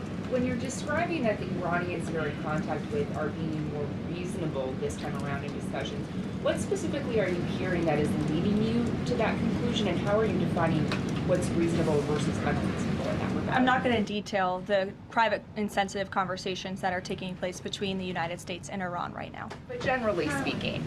Generally speaking, the president gave you the answer. What we're hearing from them is more reasonable. They have agreed to some of the points the United States laid out, as the president said last night aboard Air Force One. But again, as for the specifics, as these negotiations are ongoing, we're not going to broadcast them to the world unless the president chooses to do so, which he has the full right to do as the leader of the free world. On Cuba, the president threatened to tariff any country that would send oil to Cuba, but now the U.S. is letting this Russian tanker to Cuba. Is this a policy change, or is he willing to let more tankers into Cuba now? This is not a policy change. There has not been a formal change in sanction policy. As the president said last night, we allowed this ship to reach Cuba in order to provide humanitarian needs to the Cuban people. These decisions are being made on a case-by-case basis. And as the administration has said, Cuba's non-functional economy cannot be fixed unless they undergo dramatic political and leadership change. But there has been no formal change with respect to sanction policy. So you could expect more tankers to go to Cuba? Again, these decisions are being made on a case-by-case basis right now. Thanks, Caroline. You addressed this a little bit in the opening, but just to follow up, because Americans are sort of seeing these conflicting messages between the United States and Iran. I know the president insists that negotiations are underway. As you just mentioned, he's also said that Iran has agreed to most of the 15 points. We just heard from Iran again. They're saying no negotiations are taking place. They're calling the proposal excessive, unrealistic. So how do you square that? How do you explain that discrepancy between the two? I think the American people are smart enough not to take the word of a terrorist regime that has chanted death to America for 47 years at their word. And I hope the journalists in this room are wise enough not to take an Iranian regime that has repeatedly lied about our country, about our values, about everyone in this room, frankly, for nearly 5 decades. So I think the American public are smart enough to understand that. And just to follow up on the objectives, you've laid them out, but I know the president has set a deadline for April 6th in just 1 week. What does the president need to see to not move forward with those strikes by April 6th? Well, I think he said it in his Truth Social post this morning. He wants to see a deal over the next 10 days. That timeline is waning, several days left, and we'll see. I won't get ahead of it. We'll see what happens at the end of the 10-day period. Caroline, thank you.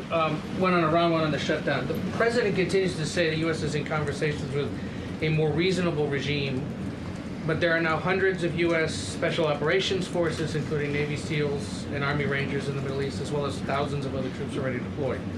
So is he trying to end or intensify the conflict? The president is focused on achieving the objectives of Operation Epic Fury. With respect to forces that are on the ground in the Middle East, it's the job of the Pentagon to create maximum optionality for the commander-in-chief. It does not mean the president has made any additional decisions. Again, he remains focused on ensuring that the Pentagon continues to achieve the objectives of the operation that was launched 30 days ago, and we're well on our way to doing that. So if an American sit at home hearing him say, I want to talk, but I keep seeing them send troops to that region, what are they to make of what's going on? There's 2 tracks here. The president has always said that diplomacy is his #1 option and priority. Again, he tried earnestly, in good faith, to engage in diplomacy with the Iranian regime prior to this operation being launched in the first place.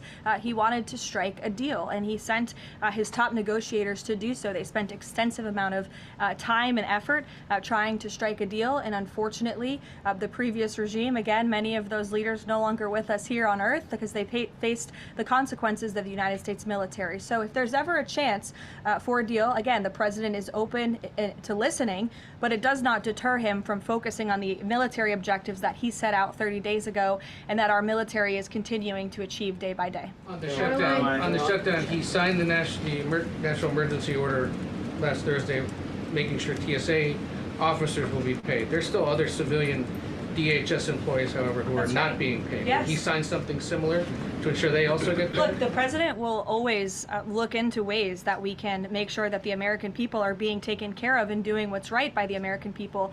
But again, it's ridiculous that the president even has to go to the length of working with the legal team and the Office of Management and Budget to identify these funds. It is the job of Congress to fund these agencies. And Democrats in Congress have voted 7 times against funding the Department of Homeland Security. Congress should come back and they should get it done.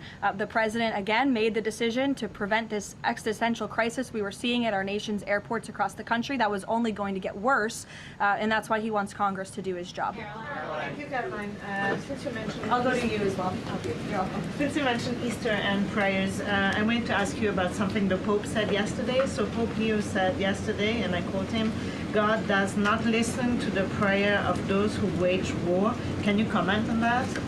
I think our nation was a nation founded 250 years ago almost on Judeo-Christian values, and we've seen presidents, we've seen the leaders of the Department of War, and we've seen our troops go to prayer during the most turbulent times in our nation's history. And I don't think there's anything wrong with our military leaders or with the president calling on the American people to pray for our service members and those who are serving our country overseas. In fact, I think it's a very noble thing to do. And if you talk to many service members, they will tell you they appreciate the prayers and support from the Commander-in-Chief and from his cabinet. Caroline, thank you. President Trump told the New York Post that a response is coming shortly to Tehran attacking Israel's largest oil refinery. Is there a timeline on that? Is that tied to the success or not of the negotiations? I don't have any updates for you on the president's comments. Still consider the IRGC in control of Iran?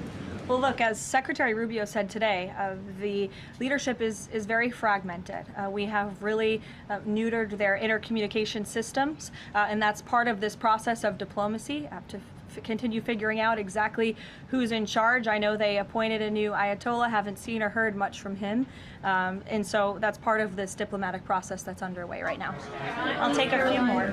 Solon. Thank you. You listed the described humanitarian reasons for allowing that oil tanker to reach Cuba. Just to clarify, why was the administration okay with Russia sending that oil to Cuba and not other nations? Look, again, this was a decision. It'll continue to be made on a case-by-case basis for humanitarian reasons or otherwise, but there's been no firm change in our sanctions policy. President Sheinbaum of Mexico also said that Mexico is exploring different ways to restart some of those shipments to Cuba. Is the administration okay with that at this time? Again, there's been no change in our sanction policy. We still reserve the right to seize vessels if it's legally applicable that are headed towards Cuba and that violate the United States sanction policy. But of course, the president and the administration also reserve the right to waive those seizures on a case-by-case basis. And to clarify, just any more Russian oil tankers going to be allowed to reach Cuba at this time? Again, I know you say case-by-case, but for the case of Russia, is it pretty much green light right now? No, that's not what I said. It's a case-by-case basis. Sure, Jeff, go ahead. Switching topics, the president has always attended CPAC. He did not this year. Why did he not attend, and does he believe CPAC is becoming less relevant? No, I don't think he believes that at all. In fact, he loves CPAC and has a very good relationship with the great people who run it, Mercedes and Matt Schlapp. It was just simply for scheduling purposes this year, with it being in Texas. It was best for the president's schedule and what he has on his plate right now not to go. Carolina. Michael. Thank you, Caroline. If and when Michael. a deal is finalized with Iran, how does the U.S. provide protection to who it's negotiating with to ensure that they can carry out the president's peace plan?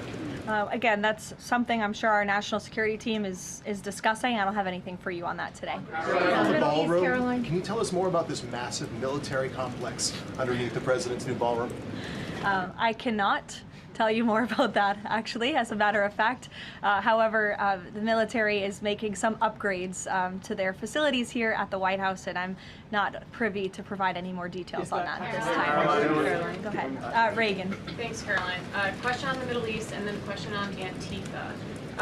Netanyahu said Sunday that Cardinal Pizzaballa will be able to hold services for Palm Sunday in the Church of Holy Sepulchre after he was initially blocked by Israeli police. Did anyone from the administration or the president call over to Israeli officials to assist the cardinal in this? Yes, I did speak with Secretary Rubio this morning, and we did express our concerns with Israel with respect to these holy sites being shut down. We want worshipers to be able to access these holy sites. Of course, safety is a top priority, but we understand Israel is working on those security measures to reopen the sites throughout Holy Week, and that's something that we're appreciative of. Antifa. In Texas, 9 people have been convicted by a federal jury on domestic terrorist charges connected to Antifa. The White House has previously indicated that you guys are investigating Antifa, who's funding them, who's leading them. Can you provide an update on how that investigation is going, and do you think we're going to see more charges against people connected to Antifa? Well, I do know that there was an entire task force that was set up, an interagency task force to focus on the threat of Antifa, which, as you know, Reagan, this president declared a domestic terrorist organization, rightfully, and we will continue to look into it. I don't have any updates on those specific investigations, but I'd be happy to have my team get those over to you today, as this continues to be of the utmost importance to the president and his domestic policy agenda. Caroline, JJ. On one question on landmines, there's been some reporting that American-made landmines have been spotted on the ground in Iran. Did President Trump sign off on using U.S.-made landmines in Iran? I don't have any comment on that report today. Caroline, whether they're being used at all? I don't have any comment on that. Karen. Two on DHS. You said that the president is encouraging Congress to come back to D.C. You also said yourself. How has he done that? Has he told leadership that they should cancel recess and come back? He said it repeatedly. I think you recall. He said that he'll host a big Easter dinner here at the White House if Congress will come back and fight the Democrats on this issue, which we should do, because again, the Democrat Party is in the wrong here. They have voted 7 times against funding the Department of Homeland Security, which is completely egregious with everything we have going on in the world. And these brave men and women who serve DHS deserve to get their paychecks. The president wants to see that happen, and he wants Congress to come back to get it done. On the paychecks, Caroline. Thank you.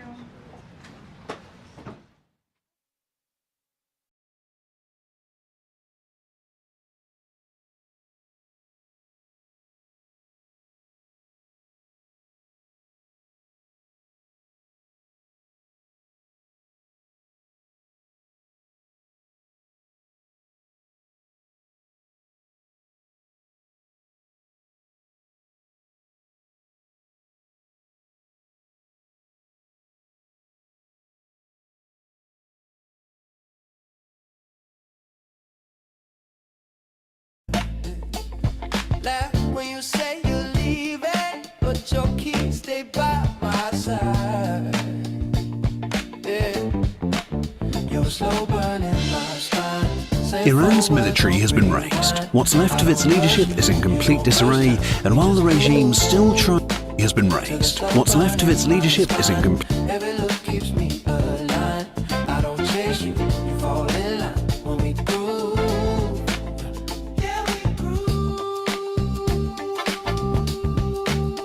Iran's military has been raised. What's left of its leadership is in complete disarray, and while the regime still tries to present a powerful front, plans are being made deep inside the Pentagon. The US is about to unleash something so big that it will end the Iran war. This is the final blow.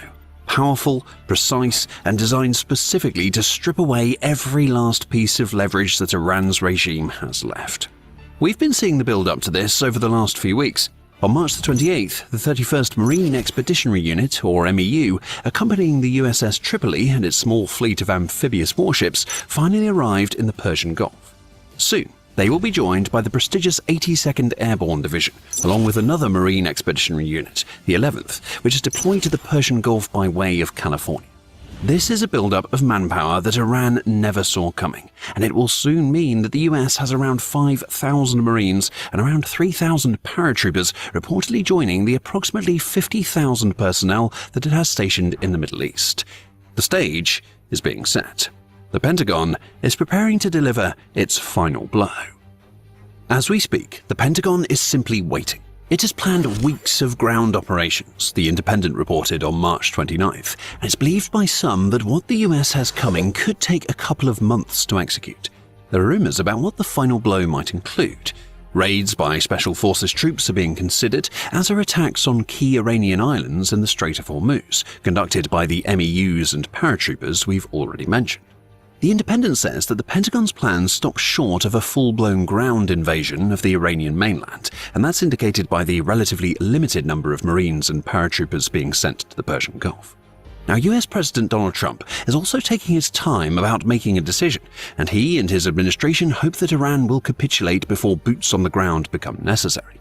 We see that in comments made by US Secretary of State Marco Rubio on March 27th, as he said, "We can achieve all of our objectives without ground troops, but we are always going to be prepared to give the president maximum optionality and maximum opportunity to adjust to contingencies, should they emerge." How true that is remains to be seen as Iran tries to bed in and weather the storm of Operation Epic Fury. As for the US, this is a key juncture, and the Trump administration is sending every message that it can to Iran that it's willing to move Operation Epic Fury into a new phase. MEUs and paratroopers are en route or already arriving, and there are even more signs that the US is getting ready to launch the ground operation that it never thought it would need. And one of those signs is that F-35Cs are being moved into position. Now, that's according to the War Zone, which reported on March 24th that land-based Marine Corps F-35Cs are moving to the Persian Gulf region to provide support for the Marines who are arriving or already in the region. Those fifth-generation fighter jets have been moved to RAF Lakenheath in the UK, which signals that the US is getting ready for the first land-based deployment of its stealth fighter since the launch of Operation Epic Fury. F-35Cs have been used plenty of times before in this operation, of course, but up until this point, they've flown from aircraft carriers to conduct the precise strikes that often set up the aerial bombardment of other targets in mainland Iran.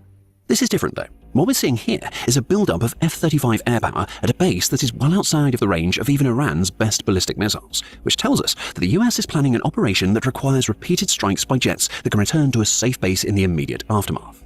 This is the US bedding in for the multi-week or multi-month campaign that The Independent mentions. Now, the wind-up before the final blow that could end everything is delivered right to the regime's jaw.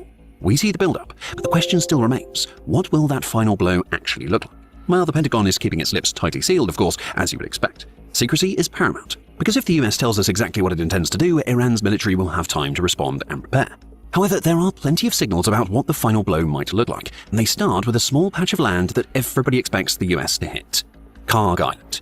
Now, about a third of the size of Manhattan and located in the Persian Gulf just a few miles away from the Iranian coast, Karg Island is everything to Iran's regime. It's the jewel in the regime's crown, as it serves as a key oil hub that allows Iran to ship its oil to other nations, thus keeping billions of dollars every year pumping into the Iranian economy. And we'll be coming back to all of that very soon. But the key here is that Karg Island is the ultimate goal for the US, whether that means a straight takeover of the island's facilities or the use of that island as a lever against Iran. However, the US has a Karg Island problem. If it's intending to land troops on that island, it needs to find a way to get to it first, and that isn't the easiest proposition in the world. And the reason is that Karg Island lies beyond the Strait of Hormuz, inside the Persian Gulf. And adding to that problem is that there is no point, beyond the economic, of taking Karg Island if the US isn't first able to gain control over that vital waterway. So it's clear that the final blow isn't going to be as simple as land Marines and paratroopers on Karg Island, take the oil infrastructure, and call it a job well done. More setup work has to be done first. And that work involves several other islands that the US may have to take with its ground forces to set up what it has planned for Karg. Now, before getting to that, there's the reason the Strait of Hormuz matters at all to consider. The words, "The Strait is the only maritime passage out of the Gulf," published by The Guardian on March 16th, tells you almost all that you need to know. The Strait of Hormuz is a vital passage for merchant ships carrying oil and liquefied natural gas to and from countries in the Persian Gulf region. And beyond Iran, which has control over the strait and its pair of 2-mile-wide shipping lanes, Iraq, Kuwait, Saudi Arabia, Bahrain, and Qatar all rely on this single waterway for their waterbound trade. At just 21 nautical miles wide at its narrowest point, the Strait of Hormuz is relatively easy to patrol for Iran, and it is a key point of leverage for Iran. About 20% of the entire world's supply of oil and liquefied natural gas flows through this strait every year, and Iran has been taking advantage of that fact with a blockade using drones, anti-ship missiles, and fast boats that make it practically impossible for merchant ships to sail through the strait. Iran knows that whoever controls the Strait of Hormuz also controls the flow of money in the Persian Gulf region. The US knows it too, and it also knows that Iran's control over the waterway puts its plans for Karg Island in jeopardy. I mean, after all, any MEU that attempts to land on Karg Island first has to transit the strait, and that's easier said than done given Iran's asymmetric and often lethal blockade of the waterway. Iran is taking advantage of its position as best as it can. Now, according to CNN, one of Iran's key demands for the end of Operation Epic Fury is the recognition of Iran's total sovereignty over the Strait of Hormuz. That would make the strait a source of billions of dollars every year for Iran, in addition to giving it even more leverage over the other Gulf nations that rely on the waterway. And even as we speak, Iran is charging merchant ships massive tolls, running as high as $2 million for safe passage through the Strait of Hormuz, reinforcing its ability to control the strait. Now, for the US to deliver the final blow to Karg Island, something first has to be done about Iran's control over the Strait of Hormuz. And there just so happens to be other islands that are part of the equation that the US may target before it makes its move on Karg with its MEUs and paratroopers. That alone changes everything for Iran, but before we dive deeper, this is just a quick reminder that you're watching The Military Show. If you haven't subscribed yet, now is the perfect time to hit that button. Now, lying within the Strait of Hormuz are several islands that Iran's Islamic Revolutionary Guard Corps, or IRGC, has militarized to extend Iran's control over the whole region. So, the starting point of America's final blow against Iran becomes very simple. Take the IRGC's militarized islands and you control the Strait of Hormuz. And with that control comes the ability to halt Iran's attacks on merchant shipping, along with the ability to send MEUs through the strait, deep into the Persian Gulf, and on to Kharg Island. Now, Iran isn't going to make it easy. It has the fast attack boats we mentioned earlier. Iran has autonomous vessels it can use to launch attacks, and it is believed to be attempting to mine the Strait of Hormuz to make passage even more difficult. But the US has to get through the strait to get to Kharg. And here's where things get serious. Of the islands that the US may look to take with its MEUs and paratroopers is Larak. An established strategic outpost for Iran, Larak is home to bunkers, several Iranian attack craft or drones that the regime can use to attack merchant ships, along with radar systems that Iran uses to monitor movements within the Strait of Hormuz. Now, some of Iran's fast boats are also believed to be launched from this island, so taking it is a priority for the US as it prepares to deliver its final blow. More details about Larak come from JFeed. It says that Iran maintains a Russian-supplied satellite communications jamming system on this island, along with air defense systems, all of which are protected by IRGC Navy troops and the fast boats that we mentioned earlier. Now, Iran has militarized the island to as much of a degree as it can manage for a piece of land that is so small. For the US, the taking of Larak sets the stage for everything else that it wants to deliver with its final blow to Iran. But it's inaccurate to say that when Larak falls, Iran's posture in the Strait of Hormuz immediately crumbles. But it would weaken severely. Losing some radars means that Iran can't track merchant ships or US Navy vessels entering the strait that efficiently anymore, which limits attacks on both. An MEU that takes and holds this island could also empty the bunkers, cripple the fast boats, and turn what has so far been a key strategic asset for Iran's Strait of Hormuz blockade into one of the most important military nodes that the US can use to reopen that very waterway. But beyond all of that, the toppling of Larak serves another purpose. It paves the way for the US to take other key islands in the Strait of Hormuz. With Larak under control, the US can turn its attention toward another island, named Abu Musa, along with islands that include Hormuz, Keshem, Greater Toom, and Lesser Toom. Not one of these islands on its own presents an insurmountable threat to the US and its plans for Kharg Island. But put them together, and you get what has become known as Iran's arch defense in the Strait of Hormuz. Writing for the Canadian Centre of Science and Education, researchers Mayensha and Inayatollah Yazdani explained why this arch of islands is so critical to Iran. A hypothetical curve connecting these islands would further help to understand Iran's strategic superiority in controlling the security, the researchers explained. And they noted that Abu Musa, Greater Toom, and Lesser Toom are the keys to the Strait of Hormuz control. That's what the US would have to hit after Larak. Now, all three of these islands sit in the mouth of the Strait of Hormuz, and there just so happens to be a third party that has an interest in them. The United Arab Emirates has long disputed Iran's control over this trio of islands, which sets up the possibility that the US could work out a deal with the UAE, perhaps for some sort of joint operation. UAE support could be provided in exchange for the US handing control over Abu Musa, Greater Toom, and Lesser Toom to the UAE, thus weakening Iran's position in the Strait of Hormuz while strengthening the position of a US ally. But that would all be for the future. In the context of the final blow that the Pentagon is preparing to deliver to Iran, all of these islands in the Strait of Hormuz are dominoes. The US needs them all to fall, and its MEUs and paratroopers may be heading in to take each out one by one to open up a clear pathway through the strait that leads right to Kharg Island. So, we see the gist of what the plan might be, but how does the US execute on it? Well, the goal here is to get to Kharg Island. For the US, taking that island may not even be a necessity. If it can remove Iran's influence from the Strait of Hormuz by taking the other islands that we've discussed, the US might be able to force Iran to the negotiating table. After all, losing the islands means losing control over the Strait of Hormuz. The US could create its own blockade to prevent oil from leaving Kharg Island if it topples Iran's arch defense, which could mean that the seizure of Kharg Island wouldn't even be needed. The 90% of Iran's oil exports and the billions of dollars in revenue that they generate could be controlled by the US Navy, preventing merchant ships from reaching Kharg while allowing those that work with allies in the Persian Gulf to transit. Iran would have lost many of its attack options with the arch defense gone too, which, when combined with a US presence, makes the strait much safer. Now, in short, the US could restart the Strait of Hormuz, leave Kharg Island untouched, and still bleed Iran dry of the money that it needs to fund its defense against Operation Epic Fury. Now, that would make the final blow a slap in the face after the US delivers body blow after body blow by taking Iran's smaller islands. Now, as for how the US would pull it off, we gave you a clue earlier in the video when we mentioned how the US is stationing F-35s at an RAF base. Air superiority has already been achieved in Iran, including over the Strait of Hormuz, and that's why the US has been able to deploy A-10 Warthog attack aircraft and Apache helicopters in the waterway.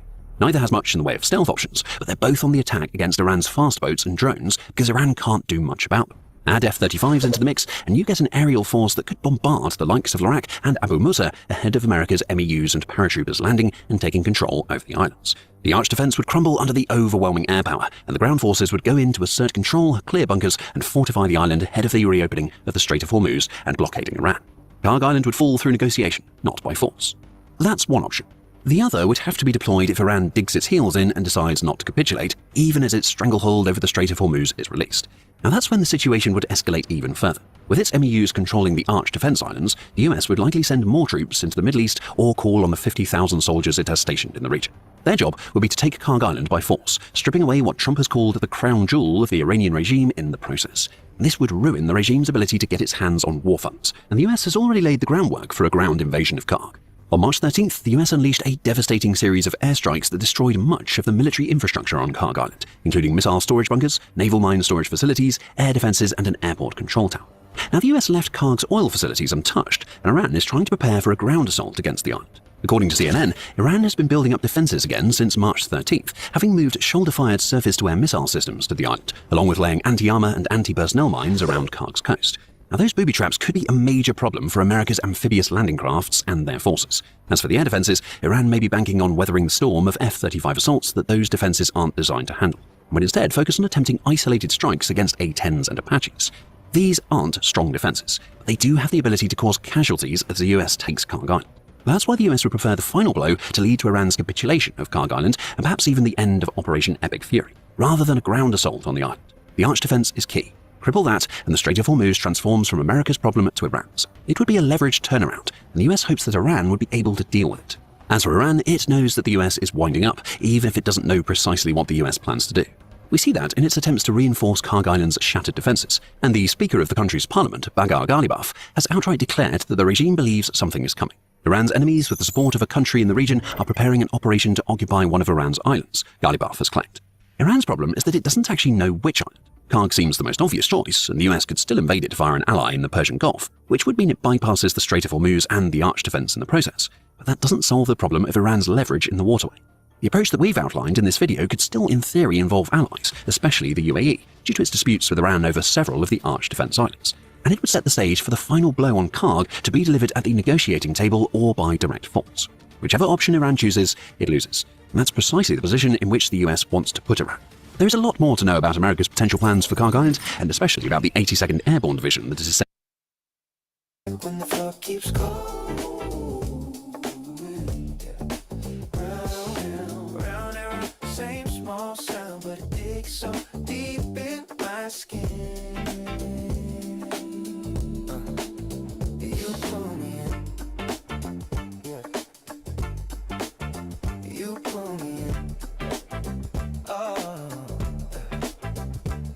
One touch on my wrist like a quiet drum, slow drag of your hips, I can't play dumb. If this is all we get, just a steady spin, leave the world outside, let the loop begin.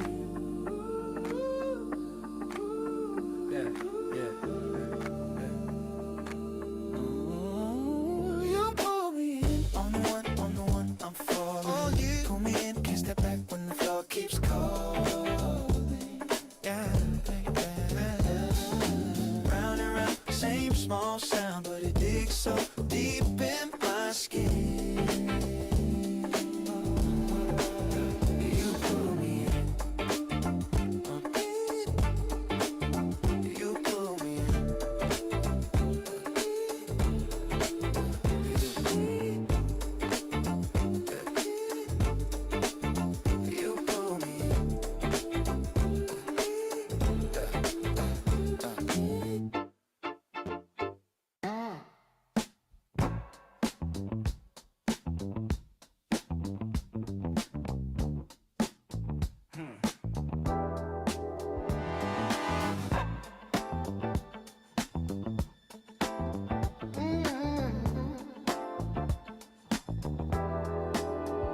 You walking slow, like you already own this room. One raised brow, I forget what I came to do. You lean on the bar, say my name like a secret code. Every word you drop is a weight on my rib cage. Oh, you're a slow burn in my bones, drink my cool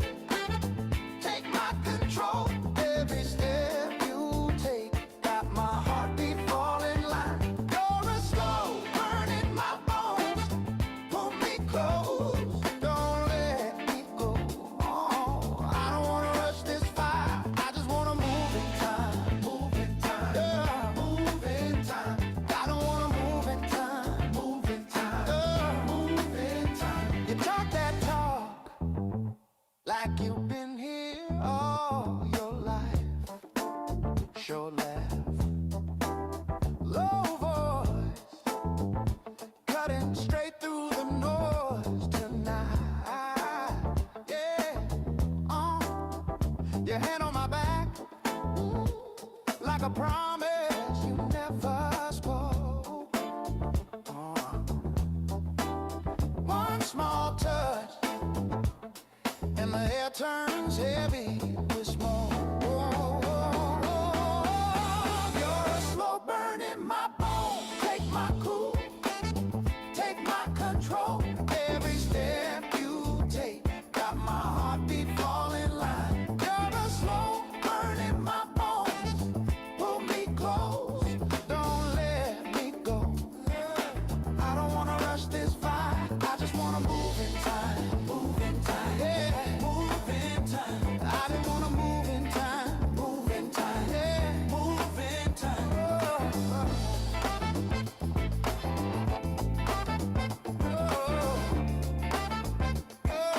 I don't wanna rush this fight.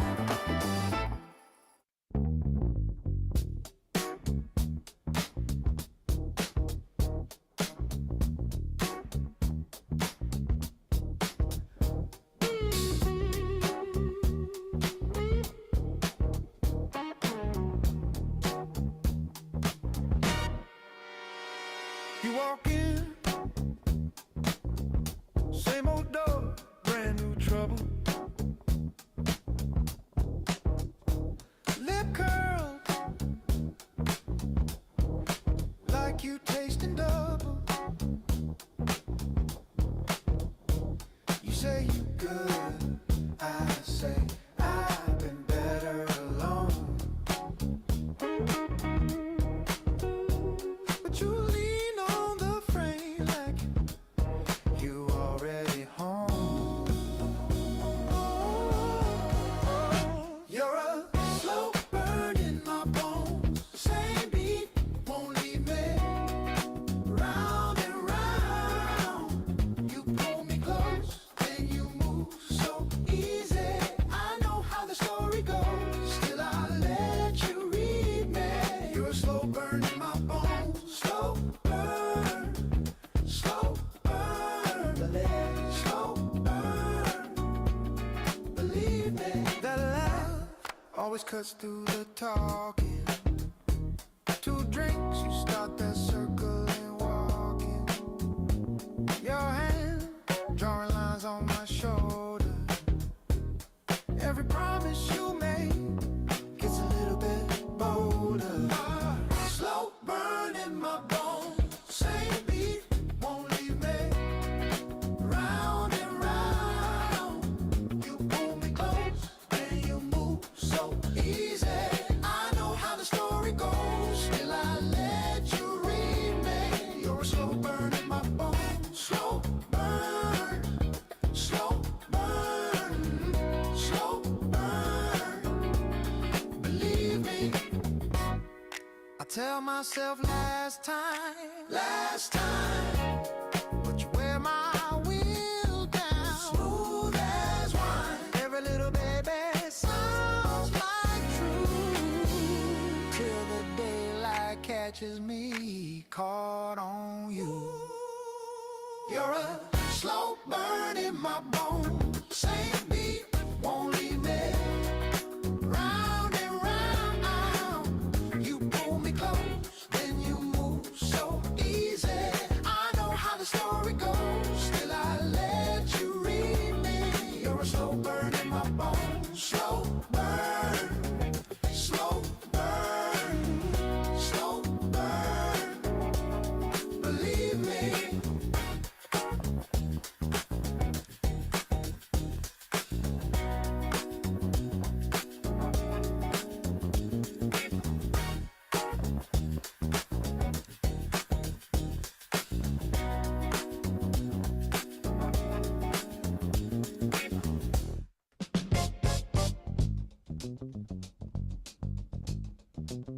Cold flame,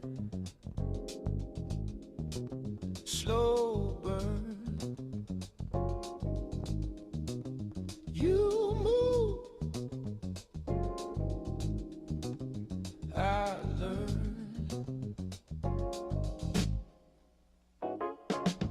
You walk in like you on my path. Same brown coat, same sideway laugh. You say I just came to talk, but your eyes already picked the lock. You're my cold flame, burning me slow. I stay. Every time I swear I'm out, you pull me back the same old way. You're my cold flame, killing me soft. I stay. I don't run, I don't explain. I just lean into that cold, cold flame. Cold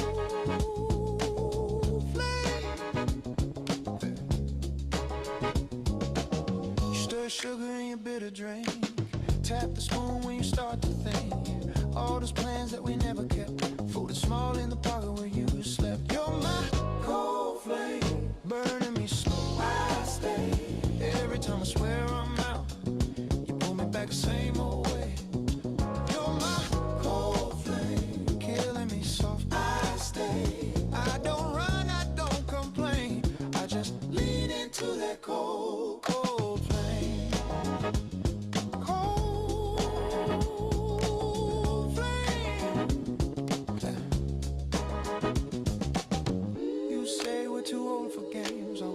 Your hand still shakes my name. I'm a grown man stuck in that door. Same 3 knocks, same 1 time more. You're my cold flame, burning me slow. I stay. Every time I swear I'm out, you pull me back the same old way. You're my cold flame, killing me so. I stay. I don't run, I don't explain. I just lean into that cold, cold flame. Cold flame. Cold flame, oh yeah. Flame.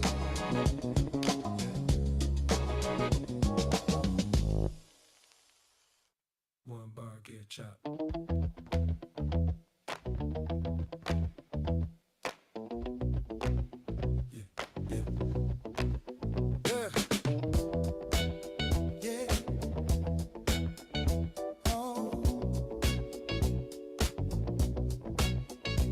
Walking late, same old coat, same tilt in your jaw. You say my name like we never threw words at the wall. You're leaning close, that old cologne, it cuts through the smoke. I laugh too low, 'cause I still feel you under my clothes. It's a slow burn in my bones. Every time you get this close, I say I'm done, but I don't. You keep sliding through my door. Same heat, same shallow breath. You and me, that quiet breath. It's a slow burn in my bones, and I can't let go, can't let go.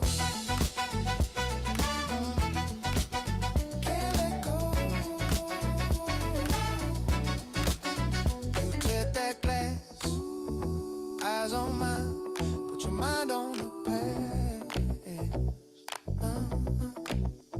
You bite your lip, I remember the taste, so I sit. You trace my wrist, like you're reading the lines you once missed. One little spark, and the room fades out, goes dark. It's a slow burn in my bones. Every time you get this close, I say I'm done, but I don't. You keep sliding through my door. Same heat, same shallow breath. You and me, that quiet breath. It's a slow burn in my bones, and I can't let go, can't let go.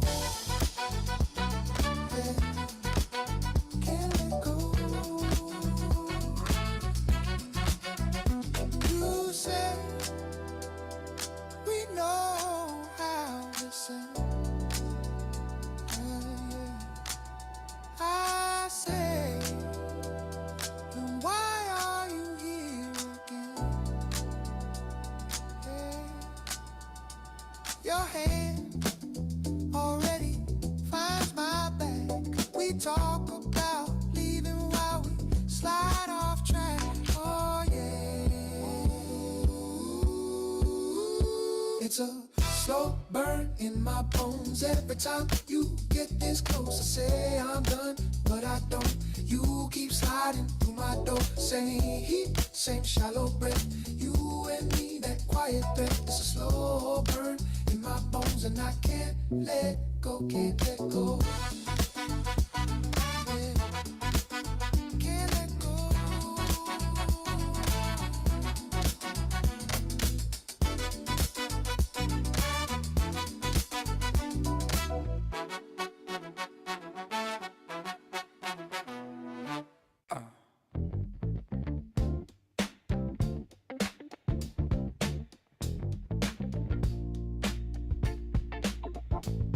Yeah.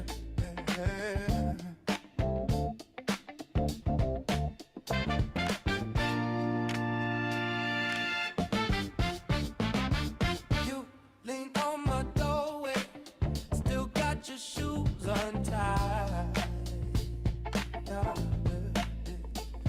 Laugh when you say you're leaving, but your keys stay by my side. Yeah. You're slow burning my spine.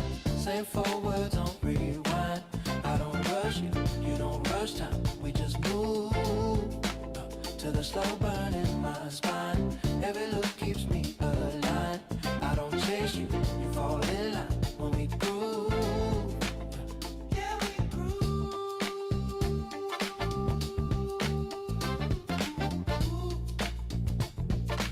Ooh, ooh, ooh. Yeah, we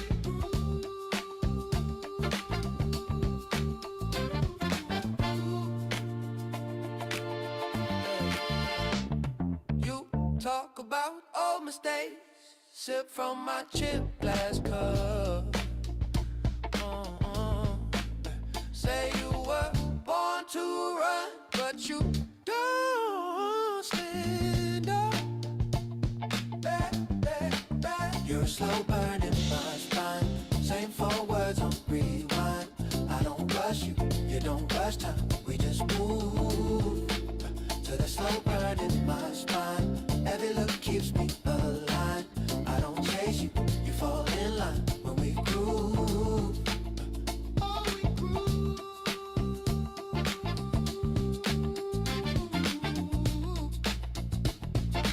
Ooh, ooh, ooh. Oh, we groove.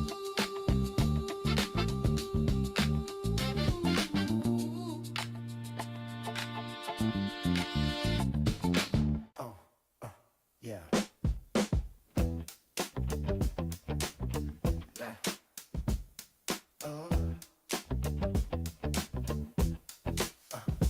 You walk in, room goes small. Every word feels too tall.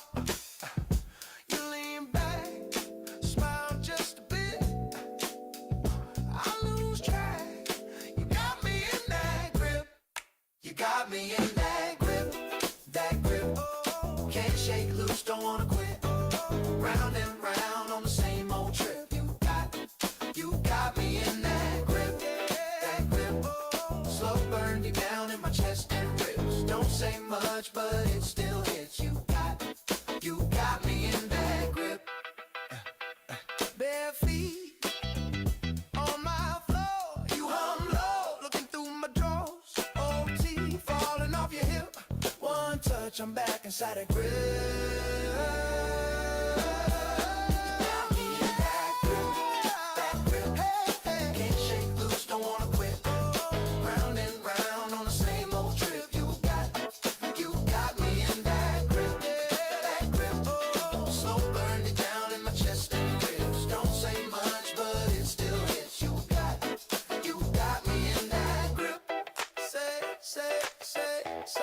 You got me in that grip. Say my name like you already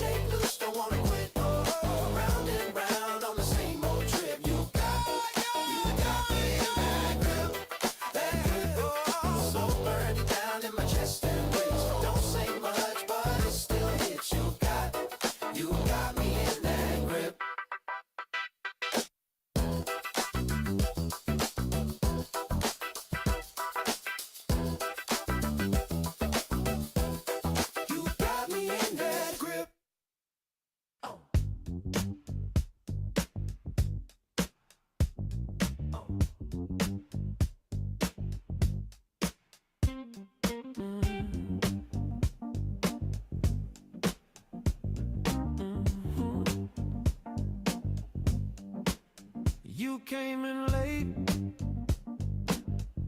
same old story on your face. Lipstick, coffee on my table, heart still running in place. You talking loops, round and round. I've heard this line, say you're trying, yeah, say you're tired, but you're still crossing that line. You've been heavy on my mind, heavy on my mind, so heavy. Every little thing you do keeps dragging. You've been heavy on my mind, heavy on my mind all night. I've been carrying you for miles, you just keep adding the weight each time. Your keys still hang on that crooked little nail. You say soon I'm gonna move 'em. Soon keep showing up late. Soon keep showing up late. Yeah. I watch your hands shaking when you light that smoke. You say, baby, I can't fix it, but you keep loving the choke. You've been heavy on my mind, heavy on my mind, so every little thing you do keeps dragging. You've been heavy on my mind, heavy on my mind all night. I've been carrying you for miles, you just keep adding the weight each time. Tell me, do you ever feel it? All this pressure on my chest. I'm the one who holds it steady while you gamble with the rest. Yeah, I could leave, I could drop it, let it fall right where you stand. But these late night little memories got a grip around my hand, my hand. You've been heavy on my mind, heavy on my mind, so heavy. Every little thing you do keeps dragging. You've been heavy on my mind, heavy on my mind all night. I've been carrying you for miles, you just keep adding the weight each time, yeah.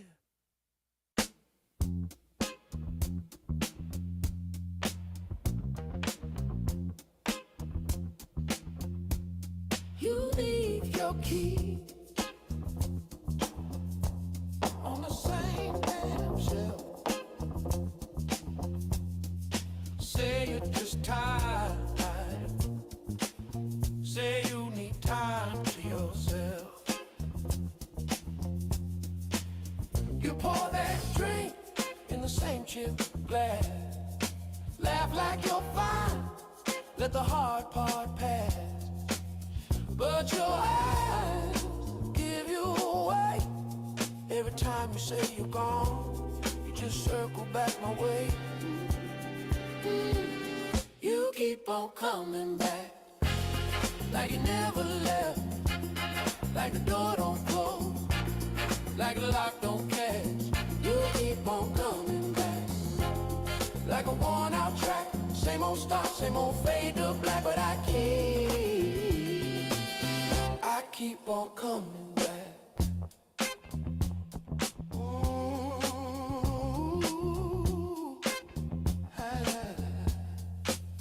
you kick your shoes where the dust still knows your name. Fall on the couch, ask if I feel the same. You trace my wrist like you own that map. Promise you're different, then you slip right back. Yeah, your hands say stay so loud. Every time you swear you're done, you just melt into this couch. Oh, you keep on coming back, like you never left, like the door don't close, like the lock don't catch. You keep on coming back, like a worn out track. Same old start, same old fade to black of my heart. My heart comes with you back. One of us should cut this line. Ooh. One of us should walk this time. But we move in the same old groove. I know what you're gonna do. You keep on coming back, like you never left, like a door don't close, like a lock don't catch. You keep on coming back, like a worn out track. Same old start, same old fade to black, and I fall. Yeah, I fall right where you're at. You keep on coming back, yeah. Ooh, you keep on coming back. Oh, you keep on coming back.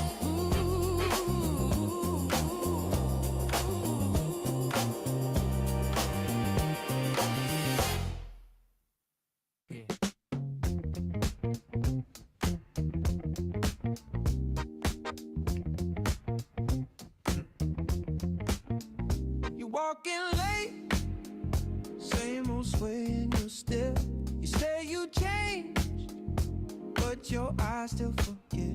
I heard that song too many nights in this room. You talk about leaving while you kick off your shoes. You gotta keep on the one with me. If you stay, then stay. Don't trip, don't fade, don't leave. I don't need sweet words, just you wait right here. You gotta keep on the one this year. Oh yeah.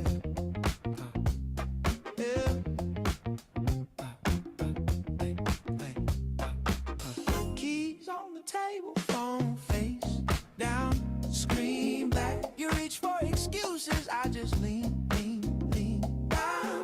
I'm done with the maybes, done chasing the sky.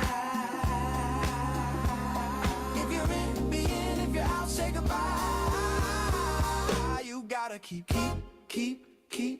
on the one with me. If you stay, then stay. Don't trip, don't fade, don't leave. I don't need sweet words, just you wait right here. You gotta keep on the one this year. Oh yeah, oh yeah,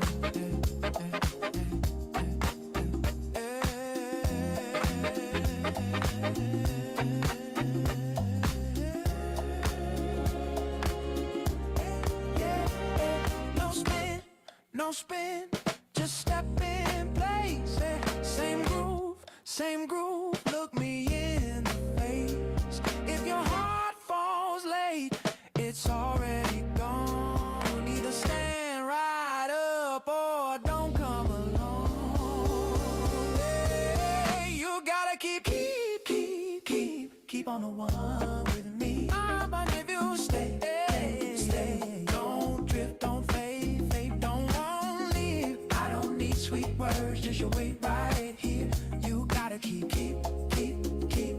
on the one, my dear. Keep on the one. Keep on the one, my dear.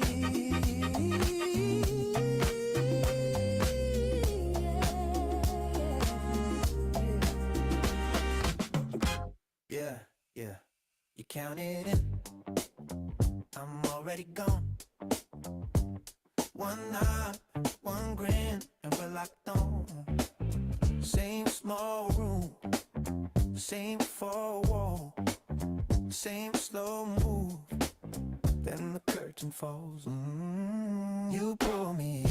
On the one, I'm falling. You pull me in, can't step back when the floor keeps calling. Yeah. Round and round, same small sound, but it digs so deep in my skin. But you pull me in.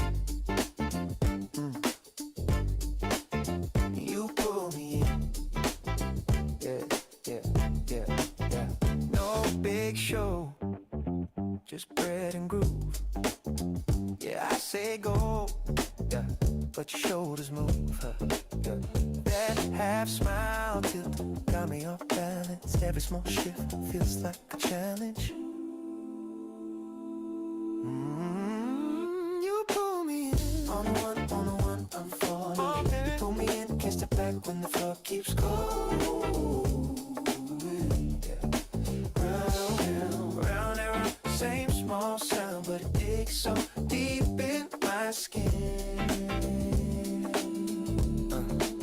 You pull me in, yeah. You pull me in. One touch on my wrist like a quiet drum. Slow drag of your hips, I can't play dumb. If this is all we get, just a steady spin. Leave the world outside, let the loop begin.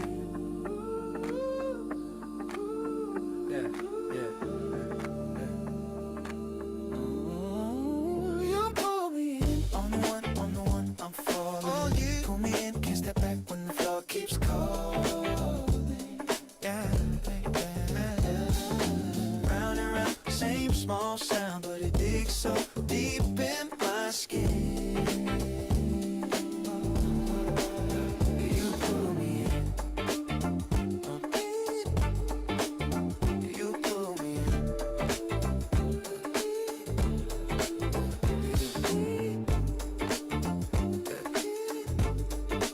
You pull me in.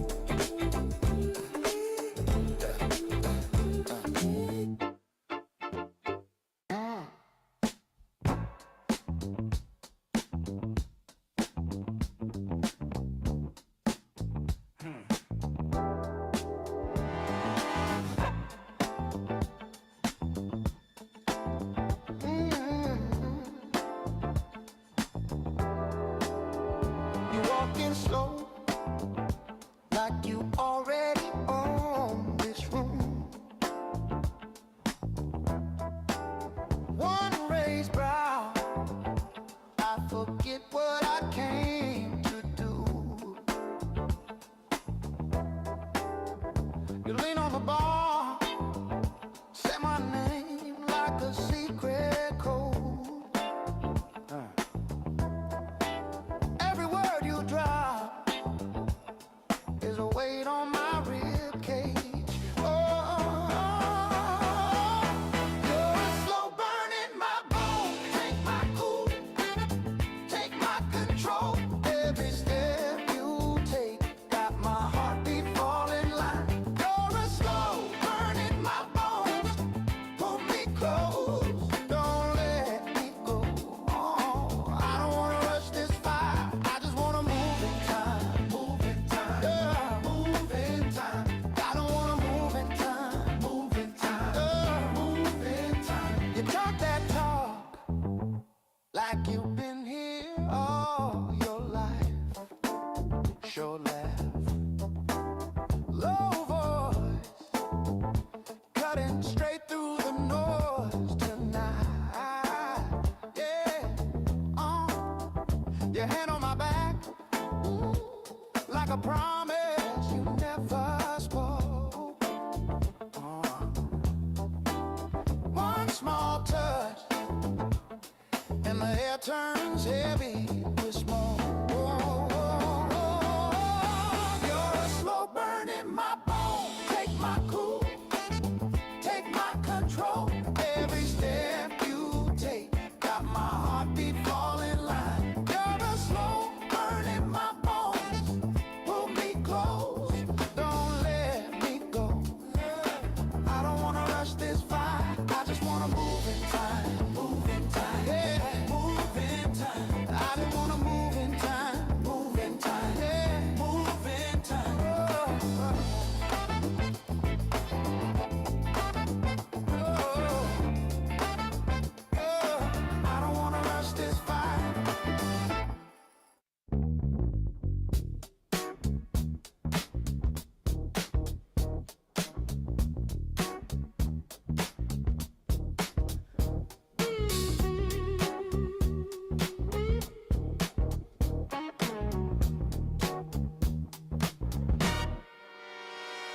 You walk in,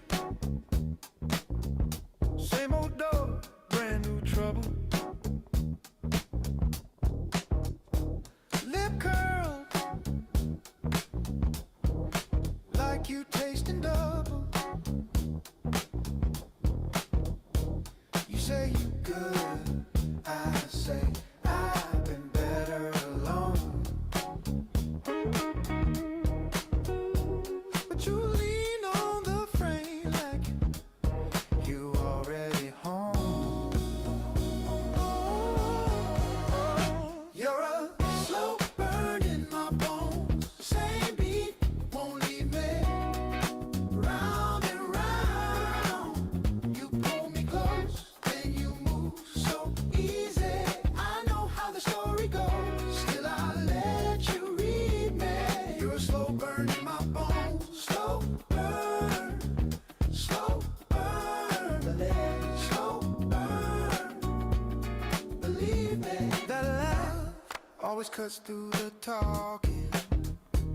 2 drinks, you start that circle and walking. Your hand drawing lines on my shoulder. Every promise you make gets a little bit bolder.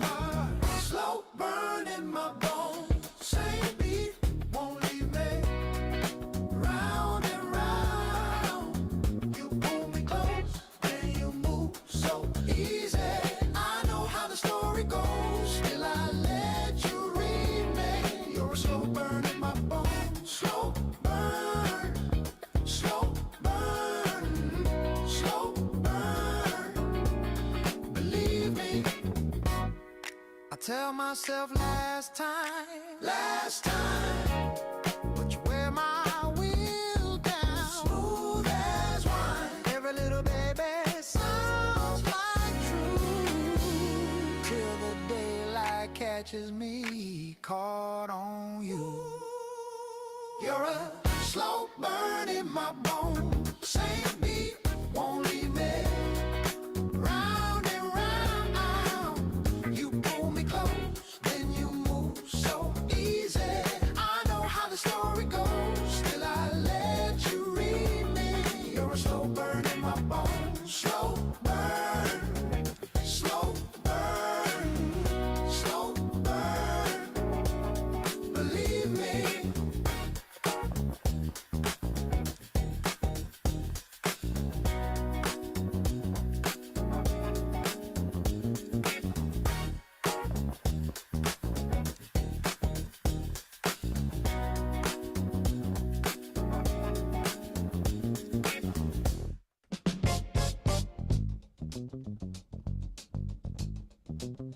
Cold flame, slow burn. You move, I learn. You walk in like you on my path. Same brown coat, same sideways laugh. You say, relax, I just came to talk, but your eyes already picked the lock. You're my cold flame, burning me slow. I stay. Every time I swear I'm out, you pull me back the same old way. You're my cold flame, killing me soft. I stay. I don't run, I don't explain. I just lean into that cold, cold flame.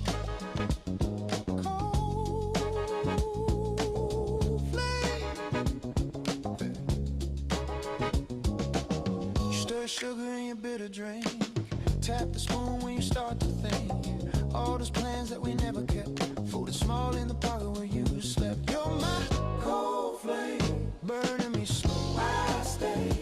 Every time I swear I'm out, you pull me back the same old way.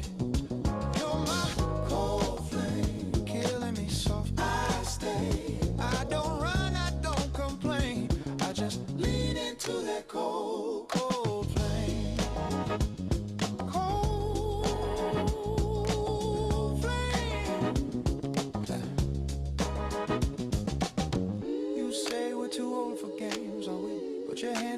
takes my name. I'm a grown man stuck in that door. Same 3 knocks, same 1 time more. You're my cold flame, burning me slow. I stay. Every time I swear I'm out, you pull me back the same old way. You're my cold flame, killing me so. I stay. I don't run, I don't explain.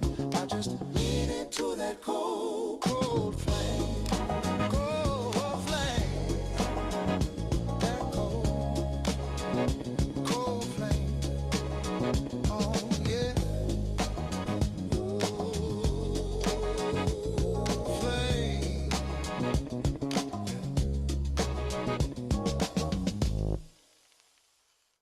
One bar get chopped.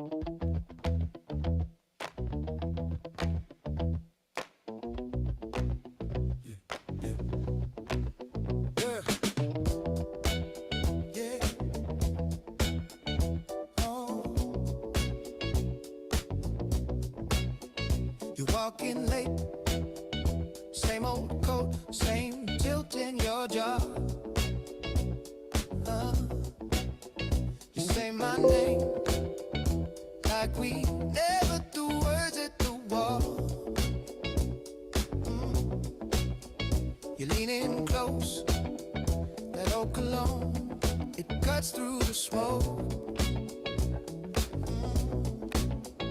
I laugh too low, 'cause I still feel you under my clothes.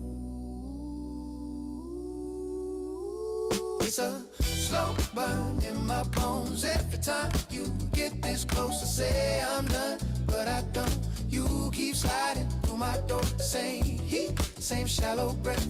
You and me, that quiet threat. It's a slow burn in my bones, and I can't let go, can't let go. Can't let go. You cleared that glass, eyes on mine, put your mind on the past. You bite your lip, I remember the taste, so I sit. You trace my wrist, like you're reading the lines you once missed. One little spark, and the room fades out, goes dark. It's a slow burn in my bones every time you get this close. I say I'm done, but I don't. You keep sliding through my door. Same heat, same shallow breath. You and me, that quiet breath. It's a slow burn in my bones, and I can't let go, can't let go. Can't let go. You said we know how to sing. I say, then why are you here again? Your hand already finds my back. We talk about leaving while we slide off track. Oh yeah. It's a slow burn in my bones every time you get this close. I say I'm done, but I don't. You keep sliding through my door. Same heat, same shallow breath. You and me, that quiet threat. It's a slow burn in my bones, and I can't let go, can't let go. Yeah. Can't let go.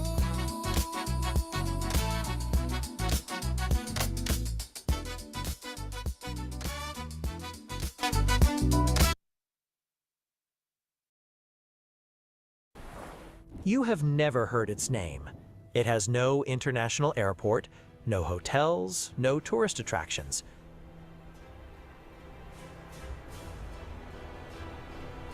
But if one morning it were paralyzed, fuel prices in Berlin, Tokyo, and Sao Paulo would rise before noon.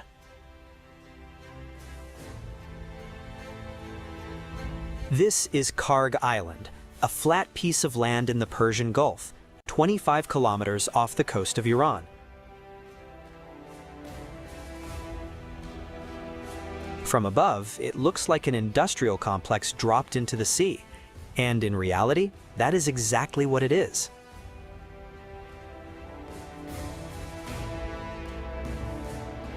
The world has 4 deadly energy choke points. Shut down any one of them, and dozens of countries begin counting down to crisis. Shut down 2 at once, and you are looking at a global recession within 90 days. 3 of those 4, Hormuz, Suez, and Malacca, are familiar to anyone who has studied geography. But the 4th, just as dangerous and far less discussed, is an island you have never seen on a classroom map.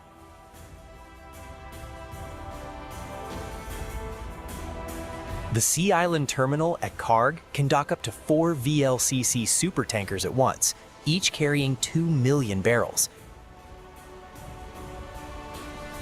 Every day, 1.5 to 1.7 million barrels of crude oil are exported from here.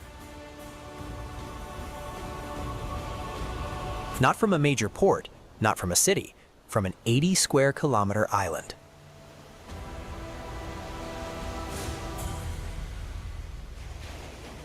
Over the next 30 minutes, we will explore the smallest, yet most dangerous locations on the global energy map, and understand why an island no one knows could be the most important card in the global oil game. Karg Island is not just an export terminal. It is the beating heart of Iran's oil industry. Crude from major inland fields like Ahvaz and Maroon is pushed through 25 kilometer subsea pipelines to the island, where it is gathered before flowing out to the world. Iran has multiple ports along the Gulf, but none with the storage and pumping capacity to replace Karg. This is an extreme concentration of infrastructure. 90% of the exports of a country producing 3.2 million barrels per day pass through a single point. From 1984 to 1988, Iraq launched over 400 airstrikes on Karg during what became known as the Tanker War. Every strike sent oil prices surging. The world learned a brutal lesson. Whoever controls Karg controls the blood pressure of the global economy. The 20 million barrels stored at Karg act as Iran's strategic buffer, enough to sustain exports for 12 days if mainland pipelines are cut.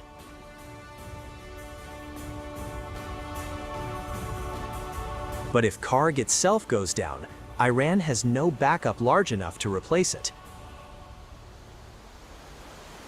It is a critical weakness every military planner in the region knows. China is the largest buyer of Karg oil, importing around 700,000 barrels per day despite US sanctions. Tankers switch off AIS cracking in the Gulf, transfer oil ship to ship offshore, and enter Chinese ports labeled as Malaysian crude. Karg keeps pumping, even as the world looks away.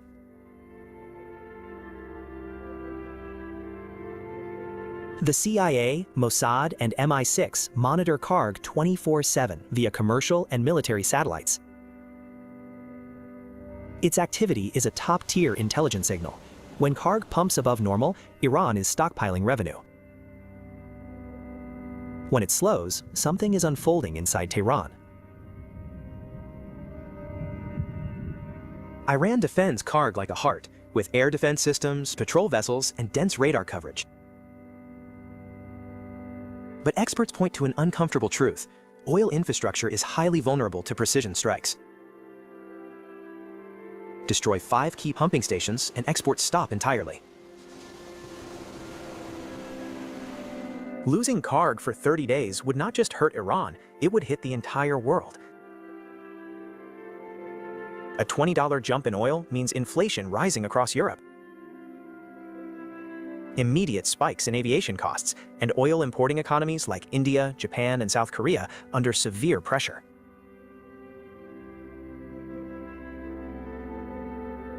Paris spans 105 kilometers squared, Karg only 80.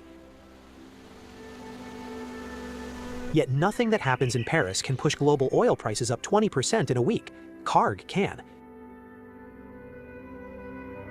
That is the difference between a cultural center and an energy choke point. In September 2019, drone strikes on Saudi Aramco's Abqaiq facility temporarily disrupted 5.7 million barrels per day, about 5% of global supply.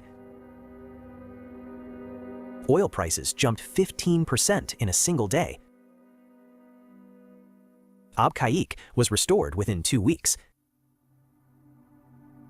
The question is, if the target had been Karg instead of Abqaiq, how much worse would the consequences be? After the 2019 attack, Abqaiq was redesigned with distributed redundancy. If one section is hit, others continue operating. Karg has no such luxury. Everything sits on a single island. Total concentration in one place is a geographic reality Iran cannot change. The subsea pipeline connecting mainland Iran to Karg is the island's lifeline and its least discussed vulnerability. Sever that line without ever touching the island, and exports stop. Modern technology makes that possible without deploying a single soldier. Karg frequently appears in classified U.S. congressional hearings on energy security. Not because Washington plans to strike it, but because it must understand, in an Iran-Israel escalation, would Karg be a bargaining chip or the first target? The answer shapes the entire regional strategy. The International Energy Agency has modeled a 30-day disruption of Karg. The result, a cumulative shortfall of 50 million barrels, Brent crude above $130, and 12 countries forced to release strategic reserves simultaneously. Karg is not just Iran's problem, it is a vulnerability in the global energy system.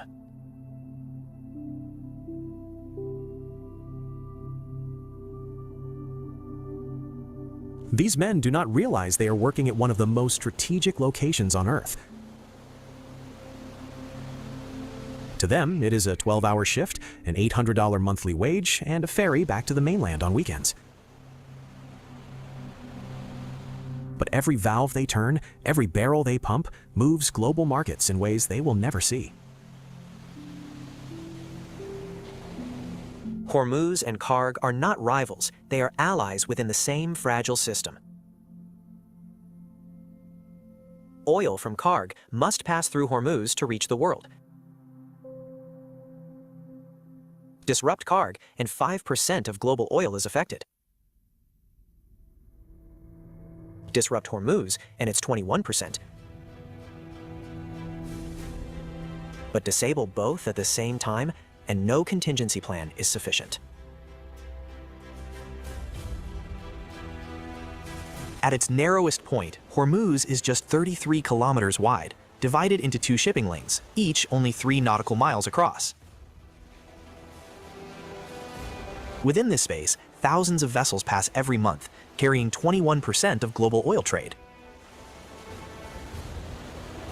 There is no viable alternative route. This is a geographic reality that cannot be negotiated.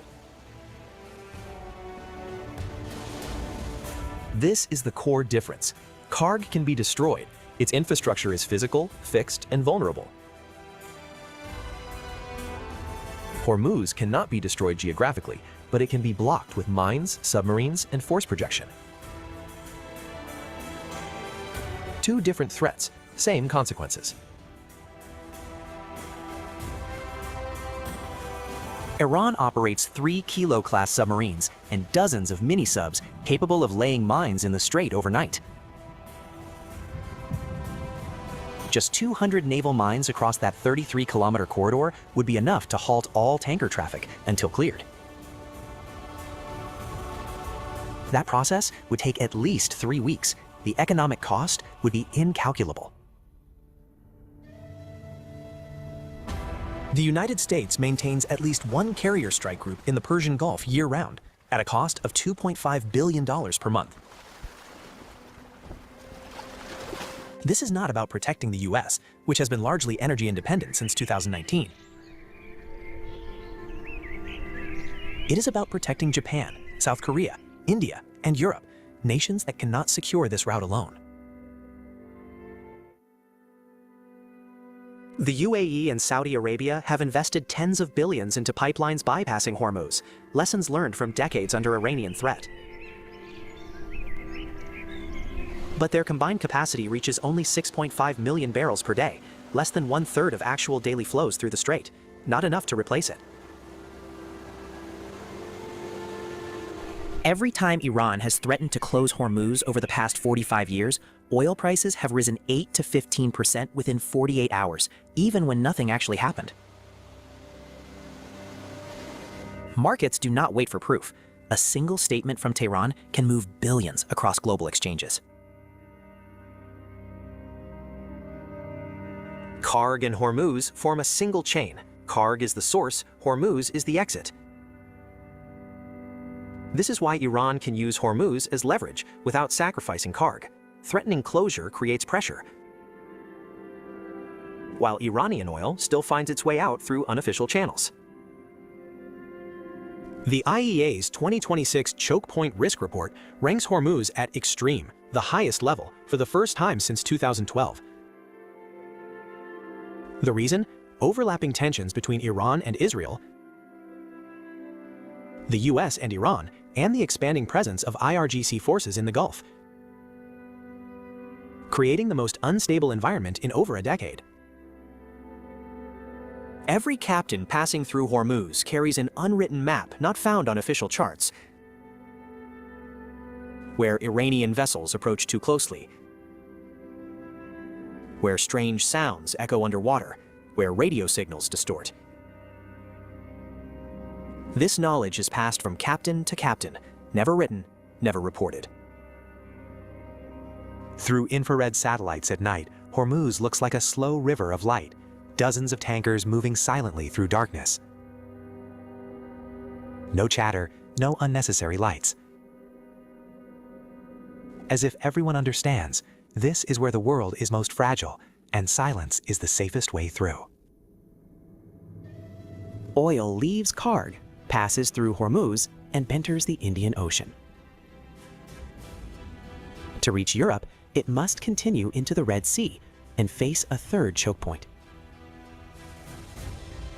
Each choke point added is another moment the world holds its breath and waits.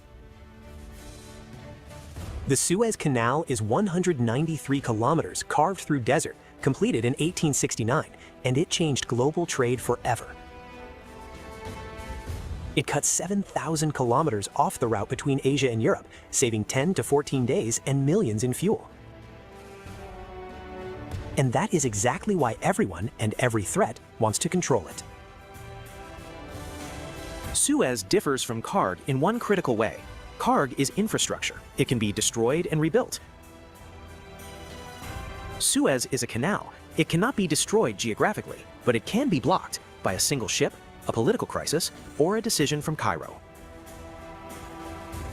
In March 2021, the Ever Given blocked Suez for just 6 days, but that was enough to trap 369 vessels,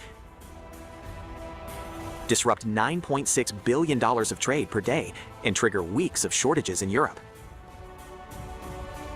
That was an accident. If it were intentional, the impact would be far greater. From late 2023 to 2025, Houthi attacks on over 100 vessels in the Red Sea forced major shipping companies to avoid Suez and reroute around Africa. Traffic through the canal dropped by 50% at its peak. Shipping costs from Asia to Europe tripled, and ultimately, consumers paid the price. The Suez Canal generates $9 to $10 billion annually for Egypt, its second largest source of foreign currency after tourism. That is why Cairo protects it as a national lifeline, and why any government seeking leverage over Egypt looks here first. The Cape of Good Hope route exists as a theoretical alternative, but at enormous cost. 14 extra days, $3 million more in fuel, and most importantly, more ships are needed to maintain the same flow.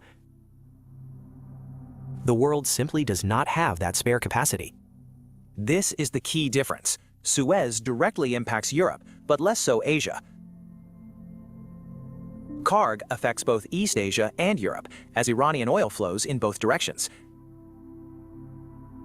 Understanding oil geography is the key to understanding why different nations fear different choke points. The Ben Gurion Canal, Israel's proposed alternative to Suez, was once dismissed as geopolitical fantasy. But after nearly 2 years of disruption, European governments are taking it more seriously. Every choke point that fails gives birth to an expensive attempt to bypass it. The first 3 choke points lie in the West, the Persian Gulf and the Middle East. But there is a 4th choke point, further east, quieter, yet just as dangerous. And it directly impacts the world's 2nd and 3rd largest economies. The Strait of Malacca stretches 800 kilometers, yet at its narrowest point it is just 2.8 kilometers wide, far narrower than Hormuz. Around 94,000 vessels pass through each year, the highest traffic in the world, carrying 25% of global trade and roughly 16 million barrels of oil per day. This is Malacca, the least talked about, yet one of the most dangerous choke points. Put all 4 choke points together and a brutal reality emerges. Every day, about 54% of globally traded oil passes through at least one of them. The modern world, with all its technology and military power, still depends on 4 narrow, irreplaceable geographic points.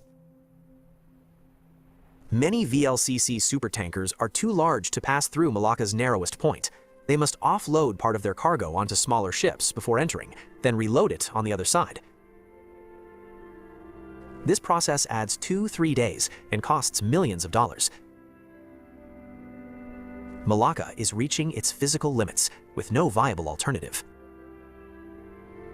At any given moment, around 250 vessels are inside the strait: oil tankers, container ships, cargo vessels, and naval ships. The density is so high that collisions are a real risk. A major blockage would not require bombs, just a chain of accidents. Chinese strategists call this dependence the Malacca dilemma.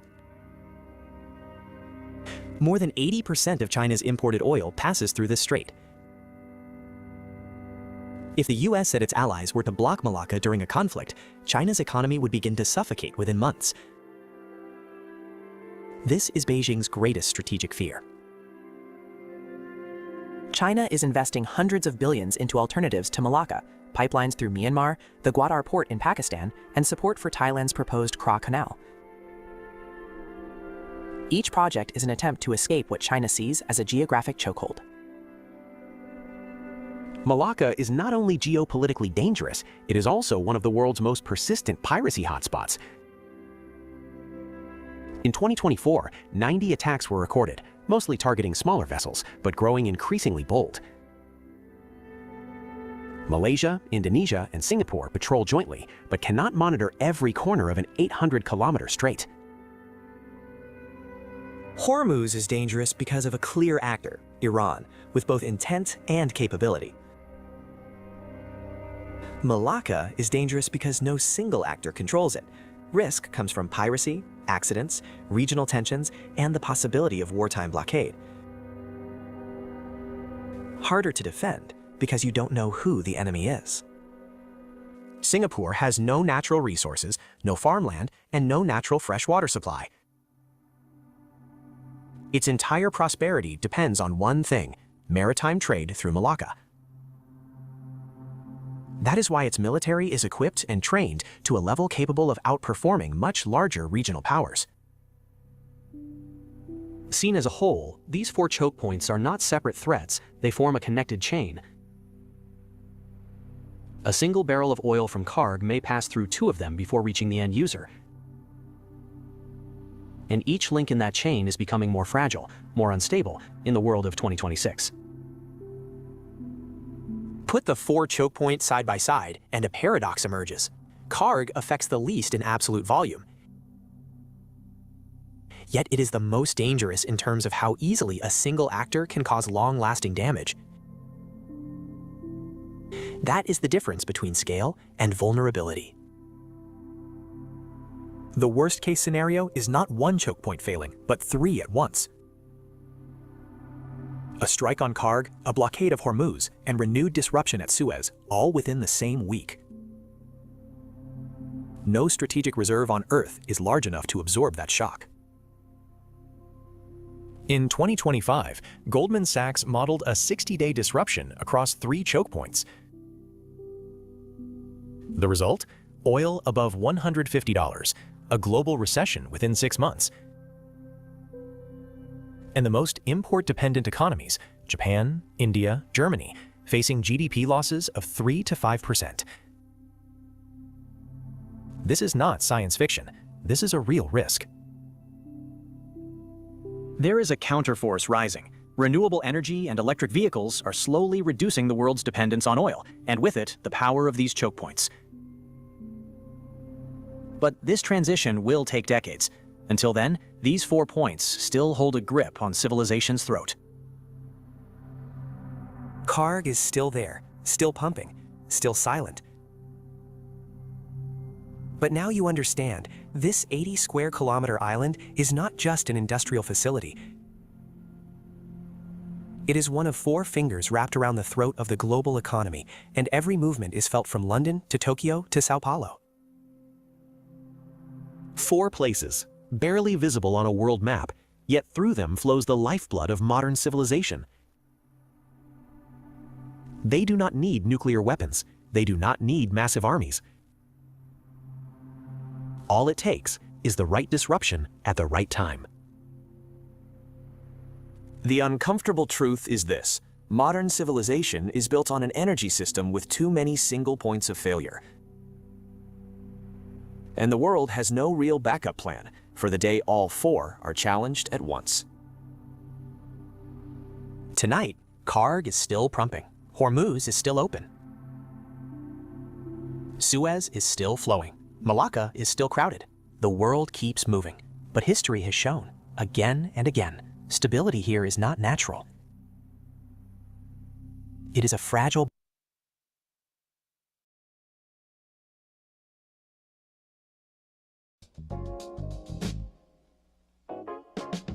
You walk in like you own my pad. Same brown coat, same sideway laugh. You say, relax, I just came to talk. But your eyes already picked the lock. You're my cold flame, burning me slow. I stay. Every time I swear I'm out, you pull me back the same old way. You're my cold flame, killing me soft. I stay. I don't run, I don't explain. I just lean into that cold, cold flame. Cold flame. You stir sugar in your bitter drink. Tap the spoon when you start to think. All those plans that we never kept, folded small in the pocket where you slept. You're my cold flame, burning me slow. I stay. Every time I swear I'm out, you pull me back the same old way. You're my cold flame, killing me soft. I stay. I don't run, I don't complain. I just lean into that cold, cold flame.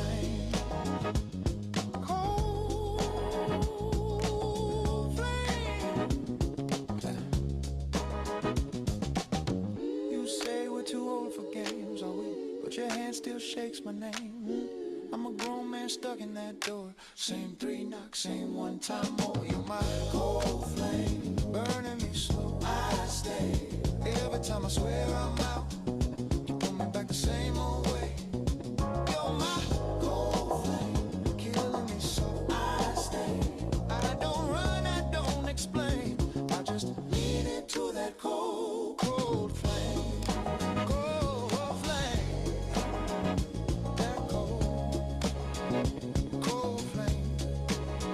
Oh, yeah. Flame.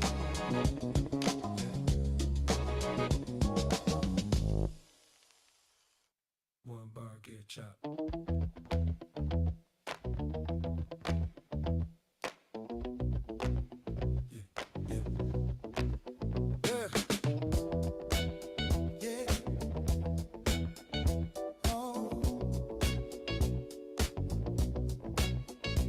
Walking late, same old coat, same tilt in your jaw. You say my name like we never threw words at the wall. You lean in close, that old cologne, it cuts through the smoke. I laugh too low, 'cause I still feel you under my clothes. It's a slow burn in my bones every time you get this close. I say I'm done, but I don't. You keep sliding through my door. Same heat, same shallow breath. You and me, that quiet breath. It's a slow burn in my bones, and I can't let go, can't let go.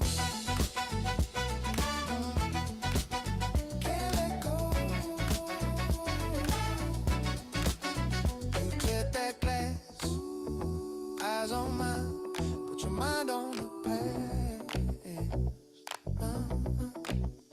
You bite your lip, I remember the taste, so I see. You trace my wrist, like you're reading the lines you once missed. One little spark, and the room fades out, goes dark. It's a slow burn in my bones every time you get this close. I say I'm done, but I don't. You keep sliding through my door. Same heat, same shallow breath. You and me, that quiet breath. It's a slow burn in my bones, and I can't let go, can't let go.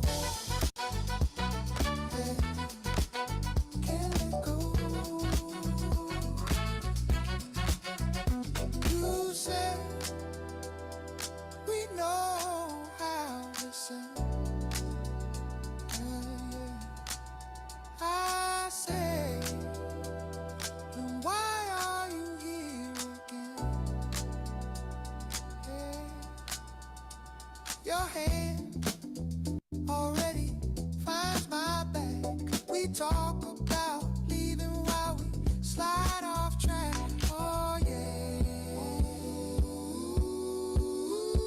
It's a slow burn in my bones every time you get this close. I say I'm done, but I don't. You keep sliding through my door. Same heat, same shallow breath. You and me, that quiet breath. It's a slow burn in my bones, and I can't let go, can't let go. Can't let go.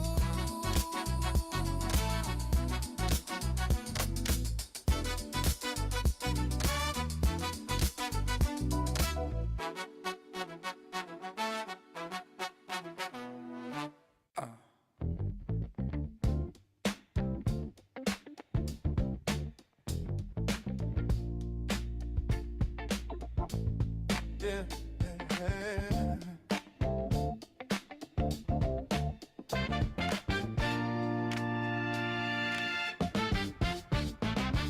You lean on my doorway, still got your shoes untied. Laugh when you say you're leaving, but your keys stay by my side. Yeah. You're slow burning my spine. Say forwards, don't rewind. I don't rush you, you don't rush time. We just move to the slow burn in my spine. Every look keeps me aligned. I don't chase you, you fall in line when we groove. Yeah, we groove.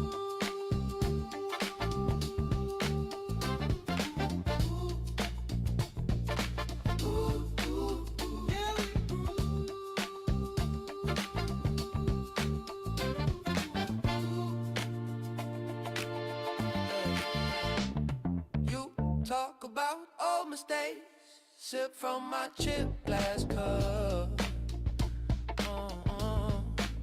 Say you were born to run, but you don't stand up. You're a slow burn in my spine. Same 4 words on rewind. I don't rush you, you don't rush time. We just move to the slow burn in my spine. Every look keeps me aligned.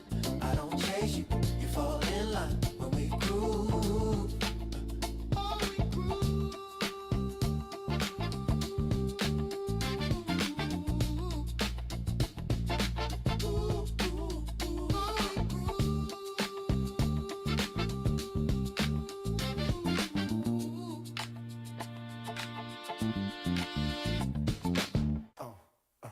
Yeah.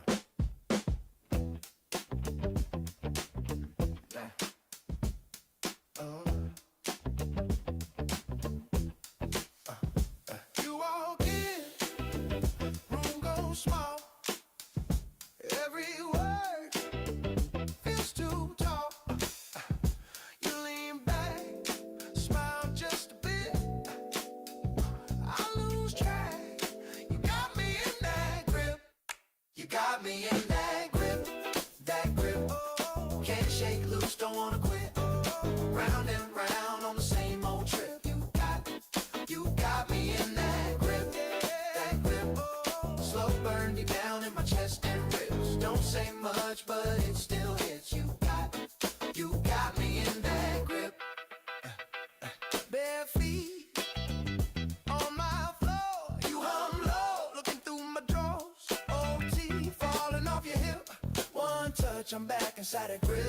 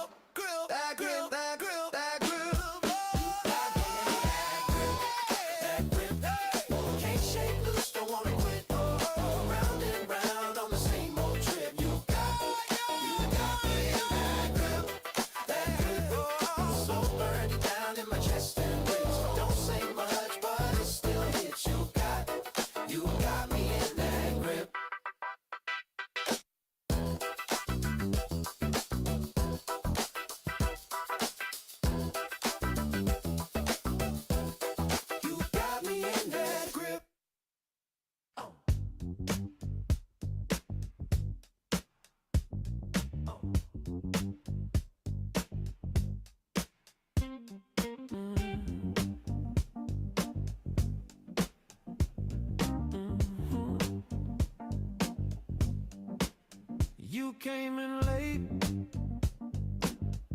same old story on your face. Lipstick, coffee on my table, heart still running in place. You talking loops, round and round. I've heard this line. Say you're trying, yeah, say you're tired, but you're still crossing that line. You've been heavy on my mind, heavy on my mind, so heavy. Every little thing you do keeps dragging. You've been heavy on my mind, heavy on my mind all night. I've been carrying you for miles. You just keep adding the weight each time. Your keys still hang on that crooked little nail. You say soon I'm gonna move 'em.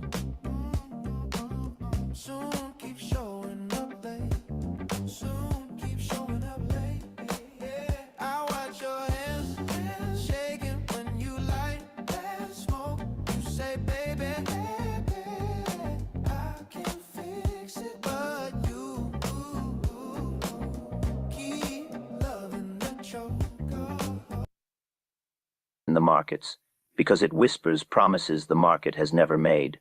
Traders sabotage themselves not by what they see on the chart, but by what they secretly expect the chart to become.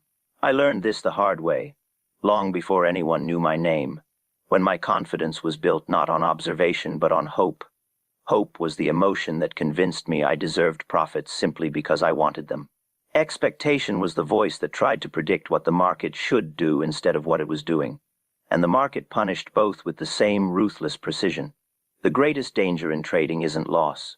It's the belief that a trade owes you something, that a setup will fulfill its potential just because the logic behind it was sound.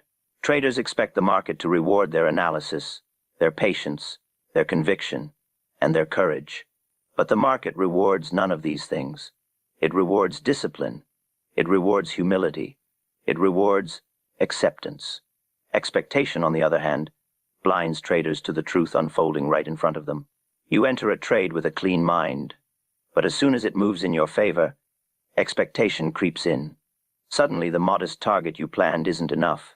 You imagine what you'll do with the profits. You extend the move in your mind. You start anticipating outcomes that haven't happened. And in those moments, you stop trading the market and start trading your imagination. That shift, subtle, almost invisible, is where traders lose themselves. Because once you attach yourself emotionally to a future outcome, everything in the present becomes distorted. I used to sit there and imagine what a trade would become. I'd picture a breakout running further, a reversal filling the entire range, a trend continuing indefinitely. The worst trades I ever held were not flawed setups, they were trades fueled by expectation. I wasn't reacting. I was hoping. I wasn't evaluating. I was fantasizing. And the market doesn't care about fantasies. When hope enters the trade, your stop loss becomes a suggestion instead of a rule. Your plan becomes optional. You watch a small loss because you expect a reversal. You watch a winning trade evaporate because you expect more. Expectation poisons everything it touches. A trader can survive fear. A trader can survive uncertainty. But a trader cannot survive hope, not the kind that overrides logic and observation. Hope in trading is not optimism. It is denial disguised as confidence. When a trade moves against you, hope tries to justify staying. When a winning trade slows down, hope convinces you to hold longer. When the market shifts, hope argues with reality. That is the danger. Hope makes you believe the market will bend to your wishes. But the market bends for no one. Many traders ask why they repeat the same mistakes, even after learning the rules. The reason is simple. Expectation becomes a habit. They expect to recover losses. They expect the next trade to be the one. They expect their strategy to work every time. And the more they expect, the less they observe. They stop treating the market like a living, changing environment, and start treating it like a machine that owes them predictability. But trading is not predictable. It is a constant negotiation between discipline and temptation, between objective truth and subjective desire. To survive, a trader must become emotionally neutral, not cold, not robotic, but free from the grip of expectation. You must walk into every trade prepared for any outcome, profit, loss, continuation, reversal, and accept them all with the same calm neutrality. That is the mindset that keeps you alive in this game. Not hoping, not wishing, watching, responding, adapting. I always say this: successful trading is not about predicting what will happen. It is about aligning yourself with what is happening. And you cannot align yourself with the market if you're too busy expecting the market to align with you. Expectation turns traders into spectators with an emotional bias. Acceptance turns traders into professionals who act without hesitation. I want you to think about how many times your worst decisions came from expectation. How many times you moved your stop because you expected a bounce. How many times you refused to take profit because you expected continuation. How many times you doubled down because you expected redemption. These are not strategy errors, they are psychological errors born from the same root. Hope masquerading as certainty. A trade should never continue simply because you want it to. It should continue because the market confirms your thesis. If the market does not confirm, you must release your expectations immediately. This is where discipline becomes more than a habit, it becomes a survival instinct. And that's the difference between amateurs and seasoned traders. Amateurs cling, professionals let go. And before we continue into the deeper mechanics of expectation, how it grows, how it disguises itself, how it manipulates your judgment, I want to remind you that this lesson ties directly into some of our other videos. You've seen what we shared in the psychology of confidence, and how I explained that confidence must come from evidence, not emotion. You've also heard the message in Greed versus Patience, where the internal war shapes every decision you make. These videos are not isolated ideas, they are all pieces of the same psychological puzzle. If you haven't watched them, make sure you check them out, because they reinforce the foundation of everything we're about to explore. And before we transition into the next part of this video, take a moment to dive into our podcast playlist as well. We break these ideas down even further there, in ways that go deeper than the YouTube format allows. The podcast is where the real, unfiltered lessons unfold. And if you've been following this journey, you're going to gain a lot from it. Now, let's continue with the topic of the day. Expectation is dangerous not only because it blinds you, but because it quietly rewires the way you interpret information. Once you expect a certain outcome, every candle, every tick, every fluctuation begins to take on a new meaning. You start seeing what you want to see instead of what is actually happening. A minor pullback becomes just a pause before the move continues. A clear reversal becomes just noise before the breakout. Every signal is filtered through the lens of your emotional investment. And the moment your perception becomes biased, the market has already won. Traders think they control their decisions, but most decisions are made long before the chart forms. They are made in the mind, in the space where hope attaches itself to outcomes. When you place a trade with expectation, you create a personal story around it. That story defines how you interpret the market. You're no longer analyzing, you're defending a belief. You're no longer adjusting, you're justifying. And justification is the enemy of objectivity. I've seen traders hold a losing position while repeating, "It has to come back." That sentence alone reveals how expectation corrupts judgment. Nothing in the market has to do anything. The moment a trader believes it must, they have surrendered their discipline. Even worse is the expectation that the market will reward patience simply because you've suffered. Many traders hold a drawdown because they expect that if they endured the pain long enough, the market owes them relief. But your suffering does not obligate the market to move in your favor. The market does not reward pain. It rewards discipline. Expectation creates emotional attachment, and emotional attachment creates paralysis. You hesitate when you should exit. You hold when you should cut. You average down when you should admit you were wrong. This paralysis is subtle because it feels like conviction. That is the real trick of expectation. It disguises itself as strength. It makes you believe that holding on is courage. But holding on is only courage when the market justifies it. Every other time, it is denial. One of the most dangerous forms of expectation is the expectation of certainty. Traders want the market to be predictable. They want patterns to work every time. They want outcomes to be consistent. But consistency does not come from the chart. It comes from the trader. The market offers probabilities, not promises. The trader turns those probabilities into results through disciplined execution.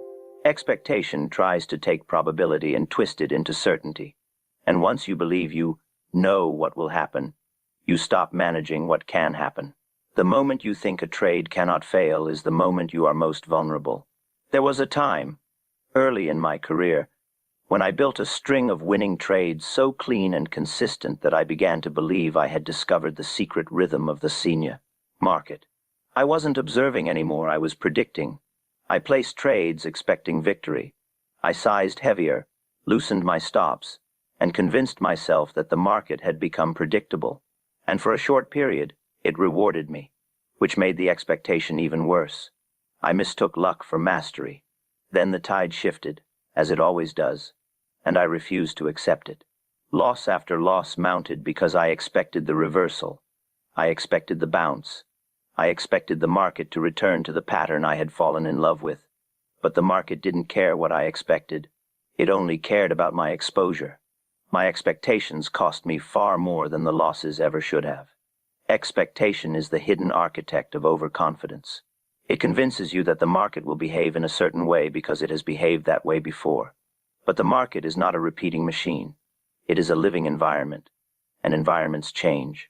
When expectation becomes your guiding force, you will always be late to the side. Shift. You will cling to old patterns long after they've stopped working. You will assume a trend continues long after it has ended. You will assume volatility calms down long after it has increased. Expectation freezes your mind in the past while the market moves into the future. But perhaps the most psychologically destructive expectation is the expectation of redemption. Traders who fall into drawdown often expect the next trade to fix everything. They believe one winner will erase the damage, restore confidence, and undo their mistakes. This is the expectation that fuels revenge trading, oversized positions, impulsive entries, and emotional decisions. Redemption is not a strategy. Redemption is a story your ego tells when it cannot accept responsibility. No trader collapses from a single error. They collapse from the emotional chain reaction that expectation triggers. One loss becomes a personal insult. One mistake becomes a threat to identity. One setback becomes a mission to prove something. The more you expect redemption, the further you drift from discipline. And discipline is the only true protection you have in this game. The only way to break the power of expectation is to shift your relationship with outcomes. You must treat every trade as a possibility, not a promise. You must stop needing the market to behave a certain way. You must release the future and anchor yourself in the present. The market does not owe you direction, but it always shows you intention if you're willing to see it. A trade should not make you hopeful. It should make you focused. Every candle should be evaluated, not interpreted emotionally. Every shift in structure should be accepted, not resisted. When you detach from expectation, you regain your ability to respond. You regain your ability to adapt. And adaptation is the true skill of every successful trader. Traders often ask me, how do I stay detached? The answer is simple but not easy. You must commit to the plan more than the outcome. A plan is objective. An outcome is emotional. When your loyalty is to the plan, you execute cleanly. When your loyalty is to the outcome, you begin to hope. This is why the discipline we teach in our other videos matters so deeply. Everything from why discipline beats strategy to greed versus patience reinforces this foundation. This new topic, expectation and hope, is not separate. It is the psychological root behind all the mistakes traders keep repeating. If you don't control expectation, the market will control you. And now that we've exposed how expectation manipulates your perception and emotions, in the next part we're going to explore how expectation affects behavior, pattern recognition, decision-making, and long-term consistency. We'll talk about the habits that keep traders stuck and the mindset shifts that separate professionals from dreamers. The real cost of expectation is not measured in money, it's measured in the habits it forms. A trader who expects outcomes begins to develop patterns rooted in emotional reflex, not strategic reasoning. And once habits take shape, they operate beneath awareness, quietly steering every action you take in the market. You may think you're making rational decisions, but behind them are the same expectations that have slowly shaped your reactions, your timing, your discipline, and even your tolerance for pain. One of the most destructive habits created by expectation is the habit of holding trades too long, not because the setup justifies it, but because the mind clings to the fantasy of what the trade could become. You tell yourself you're letting profits run, but deep down you're waiting for the market to reward your belief. You're waiting for confirmation of something you've already decided. This habit erases countless profits, because once hope guides your behavior, you too lose the ability to act with precision. Another habit is hesitation, an invisible killer. When you expect a market to reverse, or expect a trend to continue, or expect a breakout to happen, you stop responding quickly. Hesitation grows from the fear of being wrong, and the fear of being wrong grows from expectation. If you expect a specific outcome, taking action becomes emotionally risky. Exiting early feels like betrayal. Cutting losses feels like surrender. Taking profit feels premature. You hesitate not because you lack skill, but because expectation has created a mental story you're unwilling to break. I've seen traders freeze during the most obvious exit signals simply because they were waiting for the market to validate what they expected. They watched good trades turn into break-even trades, and break-even trades turn into losses, all because they expected the market to fulfill their narrative. The worst part is how believable those expectations feel in the moment. They don't feel like emotion. They feel like logic. They feel like reason. But the market exposes the truth. Logic built on expectation is nothing more than emotion disguised as analysis. Expectation also builds the habit of ignoring evidence. Traders will stare at a reversal pattern, unfolding candle by candle, and refuse to acknowledge it. They'll watch volatility change and pretend it's temporary. They'll hold positions even as the volume shifts against them. Expectation makes you see what you want to see and ignore what contradicts your internal story. This habit can destroy a trader faster than any single mistake. The unwillingness to accept new information becomes a form of self-sabotage. In my early years, I held on to losing trades purely because I was convinced the market would return to my entry. I ignored every sign telling me the trend was broken. I even added to positions because I expected the bounce. What I didn't realize was that I wasn't trading the market. I was defending my ego. When expectation becomes intertwined with identity, every market move feels personal. A loss feels like an insult. A reversal feels like betrayal. A drawdown feels like injustice. And once trading becomes emotional warfare, you have already lost. There's another subtle habit expectation creates, forcing trades that don't exist. When you expect the market to behave a certain way, you begin searching for confirmation where none exists. You take setups that don't meet your criteria. You enter early because you expect the move. You hold through invalidations because you expect continuation. This is the habit that turns disciplined traders into gamblers, and gamblers do not last in the market. Professional traders do not expect movements, they observe them. They do not predict, they react. They do not hope, they accept.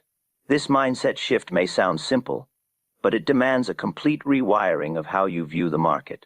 You must see price action without attachment. You must allow the market to reveal its intentions instead of trying to impose your expectations onto it. To break the habit of expectation, you must train yourself to think in probabilities instead of certainties. Every trade becomes a question, not a conclusion. If the market does this, I respond this way. If it does that, I respond another way. Trading becomes a series of conditional reactions, not emotional predictions. This is the mental structure that protects you from hope. It forces you to remain flexible. It forces you to remain objective. It forces you to remain honest. But honesty with yourself is the hardest part. You must admit when your bias is controlling you. You must admit when you're holding because you want to be right. You must admit when you're avoiding the stop loss because you don't want to confront the truth. Honesty takes courage, and most traders never develop it. They develop strategies. They develop technical skills, but they never develop psychological honesty. And without it, no strategy can save them. Expectation can even influence how you journal your trades. Many traders write journals to confirm their belief instead of confronting their mistakes. They record only the profitable patterns and ignore the flawed decisions.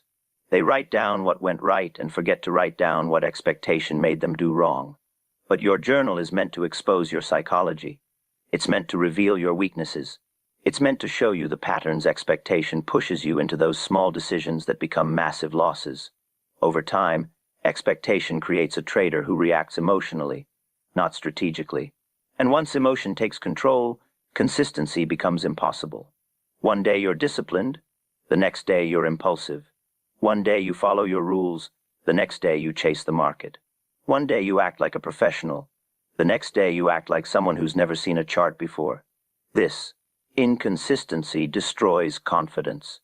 And once confidence breaks, expectation grows even stronger. It becomes a cycle that traps traders for years. But the good news, the empowering truth, is that expectation can be unlearned. It can be replaced with awareness. It can be replaced with discipline. It can be replaced with a deeper understanding of the market.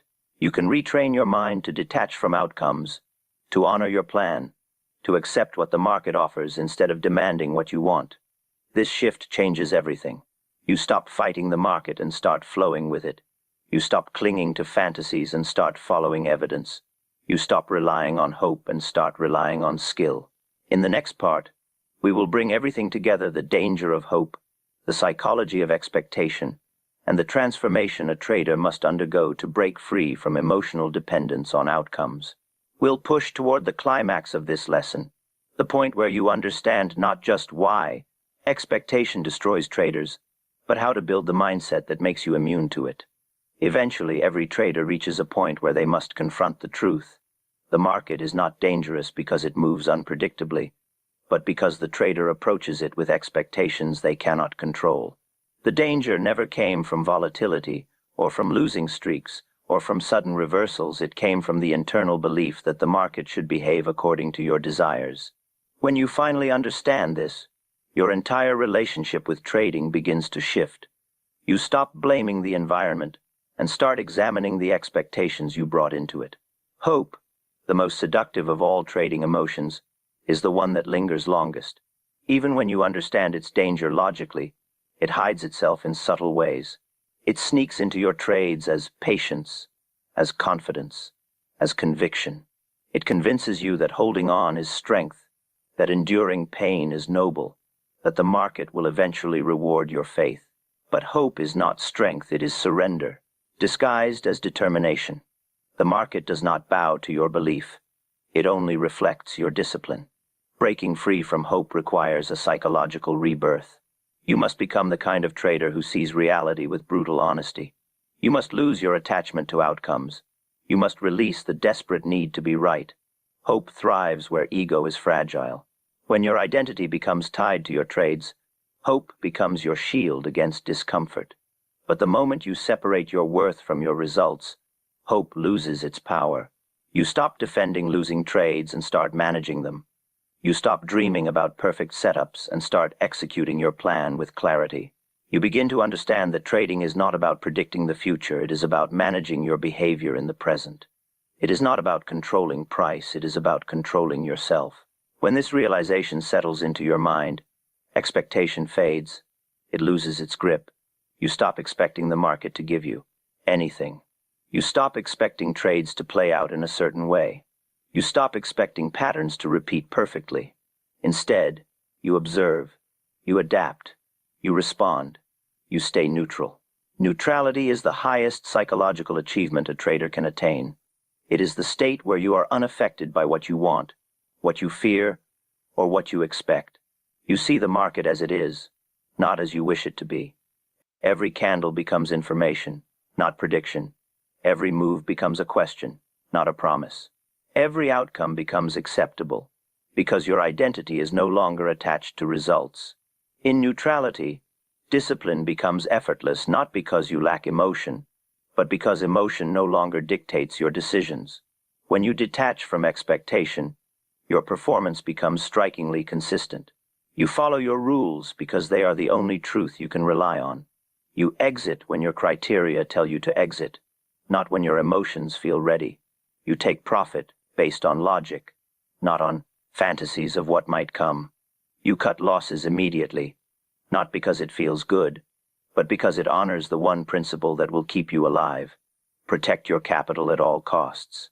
The market respects only those who respect themselves enough to act with discipline, even when the outcome is uncertain. Traders often ask why their breakthroughs come suddenly, after years of struggle. The answer is simple. They stop expecting the market to say yes. They stop hoping for easy wins. They stop waiting for the perfect setup that will change everything. And once hope is removed, clarity appears.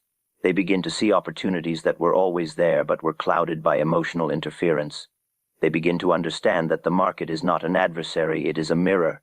It shows you who you are, what you fear, and what you need to overcome. The market reveals your weaknesses, not to punish you, but to mature you. A trader reborn without expectation is no longer controlled by outcomes. They become controlled by process. They rely on rules, on observation, on discipline. This is the trader who survives. This is the trader who grows. This is the trader who eventually thrives. But the ultimate transformation happens when you realize that trading without expectation does not mean trading without belief. It means believing in your plan more than in any individual trade. It means believing in discipline more than in emotion. It means believing in the long-term edge, not in the short-term illusion. When you build your conviction on structure instead of hope, on data instead of desire,